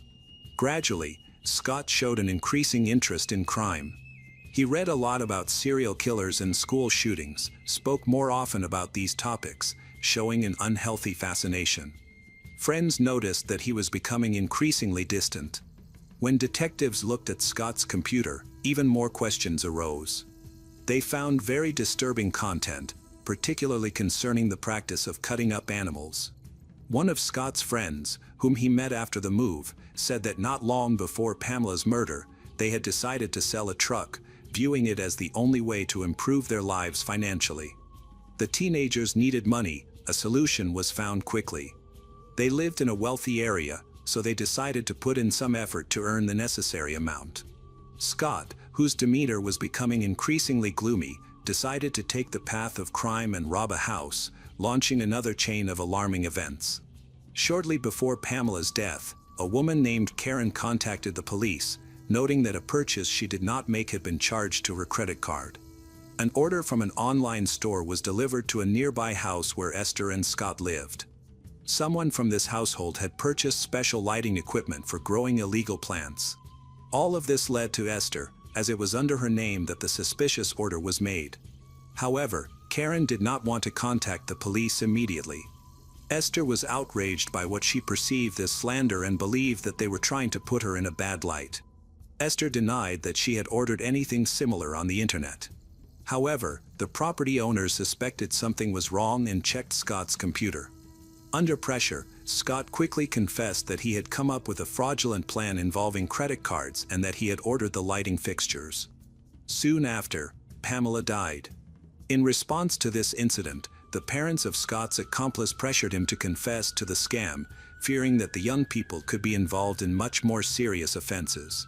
Maybe, the fraud involving the credit cards led to a robbery that ended in murder. His parents insisted that the accomplice go to the police station and confess everything. Interestingly, when he left the interrogation room, the detectives had in their hands a story that Scott had killed his neighbor. The young man who testified about all of this received immunity from prosecution for providing testimony. It was he who had pushed Scott into fraud and suggested that he engage in illegal activities. When the police came to arrest Scott, he was not at home. Esther was detained and admitted that her son was at a nearby location with his girlfriend. Less than an hour later, he was arrested along with Esther, who was also considered a participant. Esther and her son were held in custody for destruction of evidence and possibly for murder. Bail for Esther was set at $500. The suspicion against her arose from the story about a backpack that contained details of accounts and numbers of people from whom Scott had stolen money or planned to steal. Several people had already suffered due to the swindler. Esther's actions were viewed as criminal. The night after Pamela's murder, she contacted Scott to inform him of police activity in their area and asked him not to come home. Scott told her about the records and the backpack containing the data, asking her to throw it away, which she did.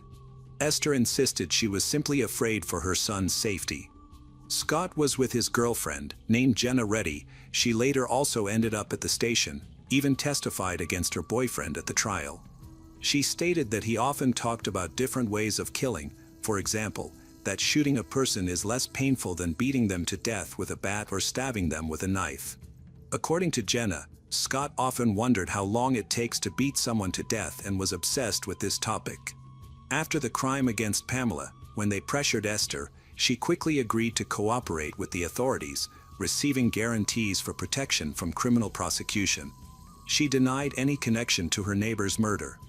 However, opinions about Esther were very conflicting. Some believed that she lived for her son, while her ex-husband did not share this belief.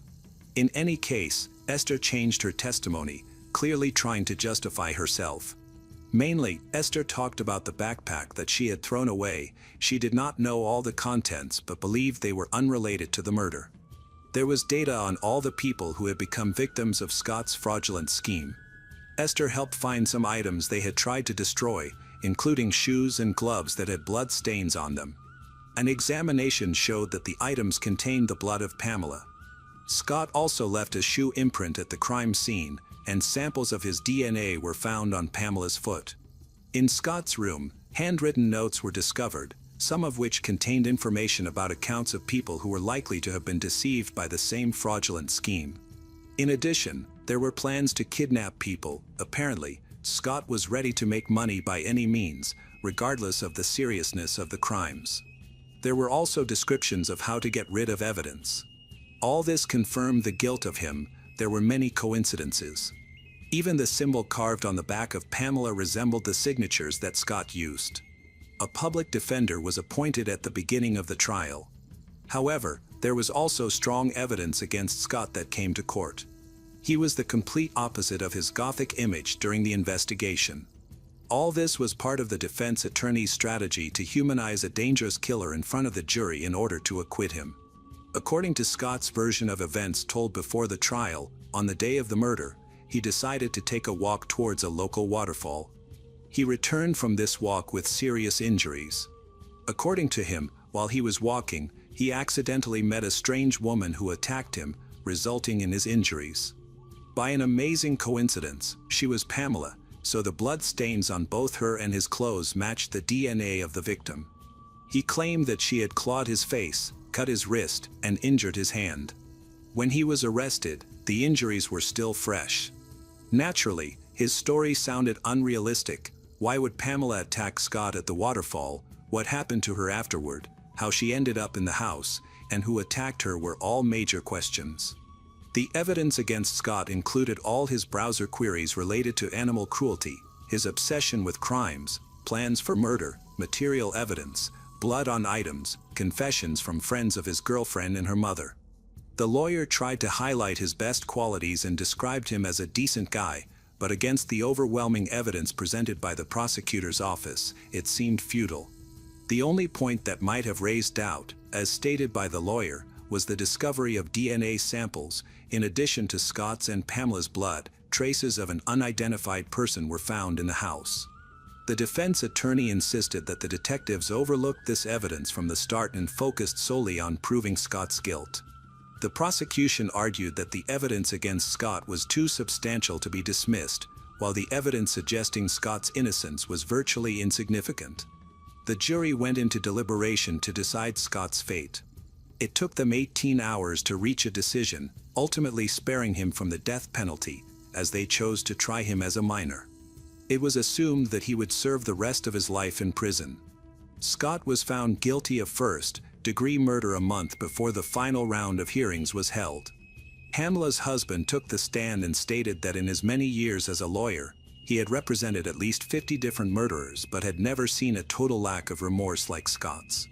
Daniel believed that Scott had no redeeming qualities that would allow for parole eligibility. He deserved to be in prison for the rest of his life, and so it happened. Scott Dileski was sentenced to life imprisonment. He was to remain in a juvenile facility until he turned 18 and then be transferred to an adult prison. Immediately after Scott turned 18, he appealed to have his sentence reviewed, but his efforts were in vain. In 2009, Scott filed a claim that his rights had been violated. He wanted to change the venue of the hearing and claimed that some evidence which could refute the appeal was also rejected. The next attempt was made in 2011, where he pointed to evidence indicating the involvement of an unknown person in the murder, specifically claiming that the authorities did not even attempt to identify who owned all the DNA traces found in the trailer where Pamela died. He insisted that the nature of the crime indicated a personal motive. Scott himself allegedly did not know Pamela, and it made no sense for him to kill her, especially with such cruelty. Additionally, the detectives claimed that the criminal remained in the trailer for an extended period, consistent with the timeline, but Scott asserted that he had been at home during that time. Again, his arguments did not lead to any significant changes. Another appeal was filed in 2016, with Scott insisting that his life sentence was wrongful because he was a minor at the time of the crime. The appeal was accepted for consideration. During his imprisonment, state laws were revised to prohibit life sentences for minors without the possibility of parole, and he was automatically given the opportunity for early release after serving 25 years in prison. In 2030, Scott will have the chance to present his case for release. However, whether this release will be approved by the Commission remains uncertain. It is difficult to predict the outcome, but it is known that Scott became an exemplary prisoner. He did not drop out of school and continued to receive an education within the prison walls. Pamela's family stated that they would definitely be present at the parole board hearing to prevent him from being released, viewing him as an especially dangerous criminal. Daniel never finished building the house he dreamed of with his wife. He was forced to sell the land along with the partially built house because he simply wanted to forget everything that had happened and start life anew.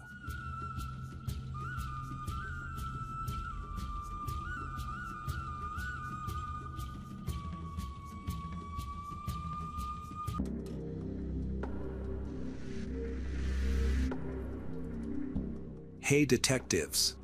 Welcome back. We've got another mysterious case to explore. The case of Viviana Hager. Viviana Hager, a 42-year-old chartered accountant, lived with her husband, Jamie Anguita, a builder, and their 2 daughters in a beautiful home in an upscale area of Puerto Varas, Chile. Jamie and Viviana were introduced through relatives. After moving to the area, Jamie initially stayed with a friend close to Viviana's home until she completed her internship. They did not communicate often, but when they finally met in person, Viviana was around 25 years old. Their friends noted that they had different personalities, which further confirmed the idea that opposites attract. Jamie was described by those who knew him as reserved and not very sociable. In contrast, Viviana was lively and outgoing. She grew up with her mother and siblings, as her father tragically died in a car accident caused by intoxication when she was just 1 year old. Viviana's mother chose not to enter another relationship, believing it was not right to bring a new man into their home. She single-handedly raised all her children. The wedding of Jamie and Viviana was grand and held in an elegant banquet hall. Jamie revealed that it had been challenging to win over his future wife. They spent their honeymoon in the Dominican Republic. Shortly after, Viviana became pregnant, but unfortunately, she could not maintain the pregnancy. In 1996, she gave birth to a daughter. They went through another unsuccessful pregnancy, but that did not affect their relationship. Later, they welcomed the birth of their youngest daughter. After the birth of their second daughter, Viviana decided to take a break from her job at a large carbonated drinks company to focus on raising their children. There were many rumors about Jamie and Viviana's relationship after 18 years of marriage. Some claimed they had a perfect relationship, remaining a loving couple and a stable family. Others suggested that their life together was not as ideal as it appeared. On the morning of June 29, 2010, everything seemed normal at first. After breakfast, Jamie took their daughters to a local language school before heading to work at his construction company. However, Viviana did not clean the dishes from breakfast, nor did she open the curtains to let in light, and she skipped several other usual tasks. According to data on the calls made, Viviana called the school where her daughters studied several times, as well as a photo studio, and contacted representatives of a company that cleaned stoves. Jamie also made a series of calls, one of which was quite unusual. He called his wife's phone at 7:48 a.m., and the conversation lasted less than a minute. Later, he stated that he had called his wife to say goodbye that morning, as he had allegedly forgotten to do so before leaving. In the afternoon, at 1:36 p.m., Jamie was at a bank branch when he received a call. According to Jamie, the caller did not introduce himself and said that Jamie should listen to him if Jamie wanted to see his wife again. The man then heard a woman scream, after which the call allegedly ended. Jamie's statement suggested that he perceived it as a prank or scam, which might explain why he didn't act as most men typically would. He didn't try to contact his wife to find out if she was okay. A few hours later, Jamie's eldest daughter called him and said that her mother hadn't picked her up from school. The girl also mentioned that she was planning to walk home. The path from the school to their home ran through safe areas, but for some reason, Jamie asked her to wait for him. Even after that, he still didn't attempt to contact his wife. On his way to school, Jamie stopped at a small police station to report a mysterious call and his concerns about Viviana possibly going missing. Shortly after, he received another call from his youngest daughter, who had made it home and told him that her mother was not there. She went into her parents' bedroom and found a terrible mess on the bed. Several items and documents were taken from her mother Viviana's purse. The girl also noticed that a small safe, some cameras, and jewelry were missing from their home. After speaking with his daughter, Jamie invited Viviana's older sister, Monica, to stay with his youngest daughter. This time, Jamie made no attempt to contact his wife, despite the seriousness of the situation. When he returned home, the police were already there. They believed that Viviana might have been kidnapped. Gradually, more agents gathered at the house, bringing the necessary equipment in case the kidnapper contacted one of the family members to demand a ransom. By evening, law enforcement officers had thoroughly searched the entire house. They also examined nearby plots of land that could have served as escape routes for the attackers and reviewed a list of residents in the area. However, they found nothing suspicious, which led Jamie to ask them to leave. He expressed concern that their presence was frightening his daughters, especially since they had not received any ransom calls during this time. As a result, the authorities began to consider the possibility that Viviana had left home voluntarily.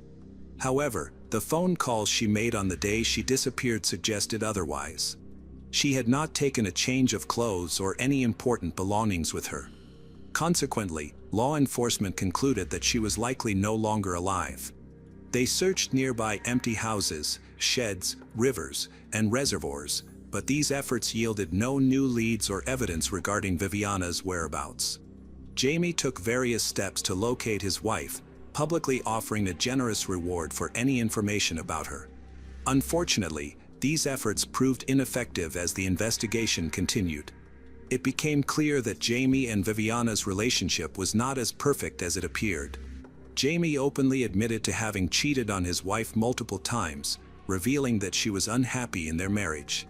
For several months, Viviana learned about Jamie's actions accidentally. Out of revenge, she began dating another man. At the same time, Viviana was struggling with depression and had sought treatment. A close friend of Viviana, Jan, informed the authorities about Jamie's abusive behavior towards her. When the police questioned Viviana's boyfriend, Edward, they discovered that he was still in a relationship with her. Edward became a suspect in the investigation, primarily due to the lack of other leads. Eventually, the authorities reached out to Jamie again. They informed him that they planned to conduct a new search of his property, this time using specially trained dogs. Jamie was very interested and inquired about the effectiveness of these methods. The police officer explained that the dogs could identify human remains with almost complete certainty, especially if they had prior experience. Noticing Jamie's genuine interest, the officer invited him to the training facility to see the dogs in action, and Jamie gladly accepted the invitation. Soon after, he visited the facility and learned that dogs could detect human remains even if they were buried up to 3 meters deep. Experts stated that the chances of dogs confusing human remains with those of other animals were 0. Just before the planned search at his house involving the dogs, Jamie himself called the police to request their presence. This call occurred on August 9 at 6:55 p.m., 42 days after Viviana's disappearance. Jamie testified that he detected a strong odor coming from a storage room located behind a wall in one of the bedrooms. When he looked into that room, he saw the silhouette of his wife. However, strangely, he did not go in to check if she was there, which is puzzling because he should have felt it necessary to do so. He reported finding his wife at 6:34, yet it took him over 20 minutes to call the authorities. After 15 minutes, the police and forensic experts arrived. They had been instructed not to leave Jamie alone and not to allow him to take any action at the crime scene. Jamie reiterated that he followed the strong odor, which led him to the storage room behind him and his wife Viviana's bedroom wall. However, this raises a perplexing question: how could this hidden room exist? Notably, it was not included in the original house plans he provided. However, the police officers who worked at the house in the early days after Viviana went missing stated that they had checked the place. They affirmed that they had searched it but did not find anything unusual. Several notable discoveries were made. A safe containing over $1,000,000 was missing, a torch similar to the one used by the miners was found, and there was a fragment from an alternate version of the Bible or a similar document. How did these items end up in the storage room? The bedroom itself had also changed. For instance, next to the entrance of the storage room where Viviana's body was found, there appeared to be an altar adorned with various religious symbols. However, this was not the most peculiar discovery. In the initial weeks, law enforcement officers were present at the house but failed to thoroughly investigate one particular room, which was the most likely location for concealing Viviana's body. Despite the police's lack of attention, a puzzling question arises. Why did the strong odor from the decaying remains only become noticeable on the 42nd day? How could no one have detected it earlier? Additionally, why didn't Jamie, who had been sleeping near this room, notice the smell sooner? It is also concerning that Jamie discovered his wife's body just a day before a planned search involving dogs was to take place at the house. This leads to further questions. What if investigators considered the possibility that Viviana chose to end her life voluntarily? During the autopsy, no signs of foul play were found. There was some speculation that she might have ingested a drug previously discovered in the house. However, if that were the case, why did Jamie readily accept the idea of his wife ending her life? Initial forensic examination results showed no signs of external abuse on Viviana. However, the unusual position in which she was found puzzled experts. Viviana was lying down with her hands raised and her legs bent awkwardly. This posture suggested that she had not simply fallen but rather that someone had placed her in that position. Her relatives were dissatisfied with the autopsy findings and struggled to accept the explanation of a voluntary death. They believed that her husband was responsible for her demise. In their quest for justice, Viviana's family hired lawyers and filed a lawsuit against Jamie, who remained notably indifferent, even at Viviana's funeral, where he showed no emotion. In December, a lawyer representing Viviana's family assisted in bringing charges against her husband. He requested that authorities exhume her remains for a second autopsy, which was conducted in March 2012 by the Metropolitan Forensic Medicine Service.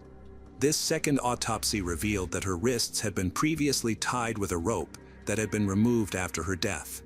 Additionally, experts theorized that Viviana's body had remained in the same location for an extended period without any movement. They also noted possible minor injuries to her head and neck, which might have resulted from targeted blows, a fall, or strangulation. Despite these new findings, the exact cause of her death remained undetermined, and experts were still awaiting the results of a toxicological examination. The legal representative for Viviana's family believes that the injuries on her body suggest she may have been strangled. However, Jamie's lawyers argued that the injuries occurred because Viviana, experiencing suffocation from poison, instinctively grabbed her neck before she died. In 2015, a new suspect was introduced to the case, José Pérez Mancilla. José, a man who has a criminal history, was born in Puerto Varas. He could not complete his education and had to leave school in the 5th grade to work as a combine operator harvesting wheat. In 1980, José's family sold some land and moved to Puerto Montt. Those who knew them said this family was not very social and often had arguments. As an adult, José worked as a carpenter. Eventually, he left Puerto Montt for Ancud, where he married Clara Ruiz, and they had 2 daughters. However, their relationship was tumultuous. Due to financial issues, José frequently had to relocate, sometimes disappearing for months and then returning as if nothing had happened. One of his daughters described her father as a cruel man who often abused her, her sister, and their mother. She claimed he frequently confessed to committing crimes. Eventually, the family fell apart. In 1999, José's brother got him a job at a construction company partly owned by Jamie. Since then, Jamie tried to keep José close by assigning him various tasks, leading to frequent visits to Jamie's home.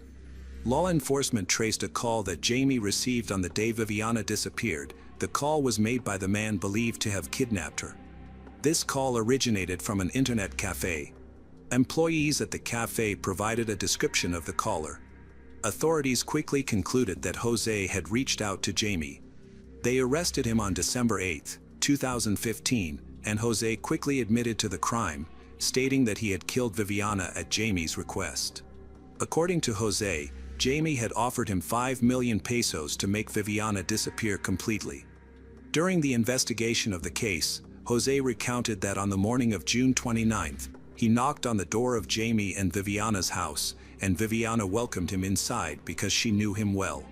He stated that he had been sent by Jamie to retrieve some tools from the garage. After she led him to the garage, he attacked her, threatened her, and forced her to go upstairs to the storage room, where he killed her. Although most of Jose's testimony seems plausible, there are inconsistencies regarding Viviana's location. He subsequently admitted to stealing some of Viviana's personal items before leaving to call Jamie and fabricate a story about a kidnapping. As a result of this testimony, Viviana's husband, Jamie, was arrested. His oldest daughter, who was studying in Germany at the time, returned home and defended her father. Jamie's defense argued that Viviana had been a victim of a robbery rather than a contracted murder, claiming that Jose's account was fictional. However, the fact that Jose did not take money from the safe undermined the robbery theory. Further investigation revealed that Jose claimed Jamie had paid Jose in haste because he suspected the police were following him. Jamie gave Jose an envelope with only part of the agreed payment. Despite this, Jose did not pursue confrontation, fearing repercussions. By then, over 7 years had passed since Viviana's death, and all involved had been interviewed. The prosecution maintained that it was a contracted murder, while the defense asserted it was merely a robbery. In 2017, the court reached a verdict. Jose Perez Mancilla was sentenced to 10 years in prison for robbery and the murder of Viviana.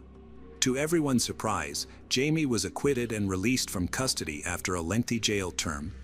Justice system representatives indicated that the prosecution lacked solid evidence beyond the testimony of Jose. Had Jamie been found guilty, he would have faced a life sentence as the alleged orchestrator of the crime. After the verdict was reached, Viviana's family told those involved in her death that this was not the court's final decision. Jamie and his daughters filed a lawsuit against the Chilean state, claiming negligence by officials during various stages of the investigation. Additionally, Jamie's representatives criticized the pressure he faced while in detention and sought nearly 1 million Chilean pesos in compensation each year.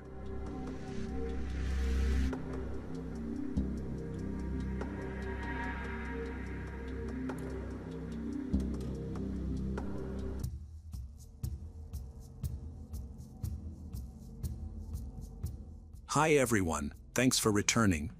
Let's unravel another perplexing mystery. The case of the Milken family. In the quiet neighborhood near Forbes Lake in Kirkland, Washington, the Milken family exemplified the American dream. Their home was filled with love, laughter, and the joy of a well-established life.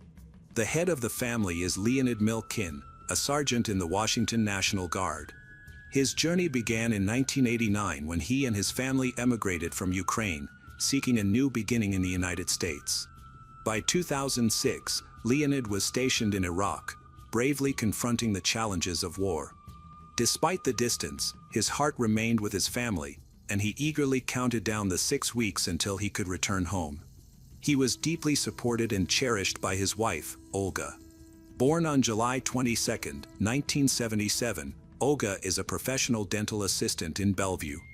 She skillfully balanced her career with raising their 2 young sons, was known by neighbors for her friendly and welcoming nature. Olga and Leonid have 2 sons, Justin, who is 5 years old, and Andrew, who is 3 years old. They bring joy and energy to the home. Justin was very proud of his father, and often told people that he was in the military. Both boys were loved very much, and their aunt, who is Olga's younger sister, often showered them with special affection. At 24, Lyubov Botvina, Olga's younger sister, was full of ambition and kindness. She was a sophomore at Seattle Pacific University, studying for a bachelor's degree in foreign languages. She often visited the Milkin family to spend time with her nephews, Andrew and Justin. The Milkin family's journey from Ukraine to the United States was challenging. However, with resilience and a love for life, they managed to rebuild their lives from scratch. They settled in Mill Creek, Washington, and became vital members of the local Russian-Ukrainian community. Their home was a warm refuge filled with love, dreams, and a blend of cultures, a place where their past and future were harmoniously connected. Tragically, on July 17, 2006, their story took a horrific turn when an unimaginable incident shattered their world. After firefighters extinguished the fire and entered the ruins of the house, they discovered the bodies. However, these individuals did not die from the fire. The cause of their deaths remains a mystery. They had been stabbed multiple times, sustaining serious injuries. Someone had done this on purpose to make them suffer. The police quickly identified their main suspect, shocking the entire neighborhood. Connor Skierman, a 24-year-old man who had recently moved across the street from the Milkin family just 2 weeks prior, came under suspicion. Witnesses reported seeing him trespassing on their property while carrying a red gasoline container shortly before the fire broke out. The most disturbing detail was the deep scratches on his face, suggesting he had engaged in a struggle, possibly with someone desperate to escape his actions. Connor was arrested on July 19, just 2 days after the murders. During questioning, he confessed to starting the fire but claimed to have no memory of the murders themselves. He said he passed out from drinking too much alcohol that night, specifically 3 bottles of vodka. He only remembered waking up in the Milkin family's house, surrounded by dead bodies. So who was Connor Skierman? He was born in Bellevue, Washington, and before the tragic incident, he appeared to be an ordinary neighbor. However, beneath this facade lay a criminal with dark intentions. He had kept logs of the Milkin family and plotted their demise. Later investigations revealed CCTV footage of him purchasing items to start a fire. Was this act motivated by hatred or a manifestation of a deeper monstrosity within him? This question would linger in the minds of many for years. Before the murders, Connor had no notable criminal history. His violent actions on July 17, 2006, stunned the community, resulting in his arrest and conviction for killing Olga, her 2 young sons, Justin and Andrew, and Lyubov. Connor acknowledged that he showered in Olga's home, changed into the hospital scrubs he found there, and bought gasoline to intentionally set the house on fire in order to conceal his involvement. However, he consistently denied committing the murders. Instead, he pleaded with the jury to trust him. Despite his claims, the evidence against him was overwhelming. When investigators examined the tragedy within the Milkin family, they meticulously collected the necessary evidence to charge Connor. Although the fire destroyed much at the scene, several key discoveries were still made. Among the burnt debris of the Milkin home, a blood-stained hunting knife was found at the bottom of the stairs. This knife was identified as the weapon used in the attack on Olga, Justin, Andrew, and Lyubov. In the master bedroom, where Olga and Lyubov's bodies were discovered, investigators uncovered clothing soaked in blood. This clothing provided DNA evidence that directly linked Connor to the scene of the crime. Additionally, a flashlight located in the same bedroom suggested that the attack was premeditated. A glove, partially burned in the fire, was found near the victims. This item not only placed Connor at the scene but also showed that he attempted to hide his fingerprints during the brutal attack on the family. Furthermore, security camera footage showed Connor buying gasoline from a nearby station shortly before the fire was reported. This evidence supported the timeline and his intention to destroy evidence by igniting the house. During Connor's arrest, officers noted fresh cuts and scratches on his face and neck, consistent with defensive wounds inflicted by the victims during their struggle, further connecting him to the crime. The conclusion was both horrifying and clear. This was not an accident or a drunken mistake. It was a planned massacre, a cold-blooded crime carried out with brutal intent. 3 years later, Connor Skierman's trial began. Selecting the jury took several weeks because the death penalty was a possibility. The prosecutors claimed that Connor had planned the attack, entering the home armed with the intention to kill. They argued that he had brutally murdered an entire family and then attempted to destroy the evidence by setting fire to the house. Connor's defense team focused on a different angle. They argued that he had been in an alcohol-induced blackout. They brought in addiction specialists, psychiatrists, and toxicologists to support their claim that Connor was too intoxicated to have intended to kill anyone and that he couldn't remember the murders due to his blacked-out state. However, the jury did not find this argument convincing. During the sentencing phase, Connor took the stand to give a 25-minute emotional statement. He pleaded with the jury for mercy, apologized to the Milkin family, and admitted to setting the house on fire, but he did not confess to the murders. He appeared subdued, with a face showing regret and anxiety. As he spoke, his voice trembled, and he frequently wiped away tears with a tissue, struggling to stay composed while also conveying his remorse through his slumped posture. During his speech, Connor avoided discussing the details of the crimes, following legal advice and the rules that allow defendants in death penalty cases to talk without being cross-examined. Instead, he concentrated on expressing his regret and the effect that his potential execution would have on his family. However, his words fell short. As he spoke, the Milkin family remained silent, their faces expressing a mixture of emotions, pain, anger, and perhaps a desire for closure.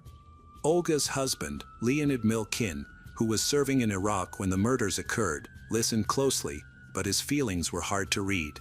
The pain he endured was unimaginable, and now he had to confront the man responsible for his loss. Connor's defense attorney, James Conroy, argued that Connor was a troubled man who was struggling with alcoholism. He claimed that during the murder, Connor experienced memory loss due to the effects of alcohol. However, the jury found this explanation unconvincing, which led to the guilty verdicts. In this pivotal moment, Conroy hoped that Connor's display of remorse might influence the jury to show mercy. The prosecution, led by King County Deputy Prosecutor Scott O'Toole, presented a contrasting narrative. They portrayed Connor as a calculated murderer who broke into the Milkin family's home and committed horrific acts. The evidence clearly indicated the premeditated nature of his crime. O'Toole emphasized the profound grief of the Milkin family, particularly the innocence of the young boys, Justin and Andrew, whose lives were tragically taken by Connor. As Connor finished his statement, he stared intently at the jury, his eyes expressing desperation. He stated that people had told him that he was going to die and go to hell, adding that he was already there, his voice choked with emotion. After these final remarks, he returned to his seat, leaving the jury to process the heavy burden of his words and the seriousness of their imminent decision. The courtroom fell silent as the jurors contemplated what they had just heard. The decision ahead of them was significant, balancing justice, societal expectations, and the remnants of mercy that Connor's plea aimed to evoke. Many lives are at stake, not just Connor's, but those of others who will forever be affected by his actions. In the days that followed, the jury would deliberate, each member grappling with their conscience, the law, and the emotional testimonies shared during the trial. Connor's statement added a personal element to their responsibilities, humanizing a man found guilty of horrific crimes.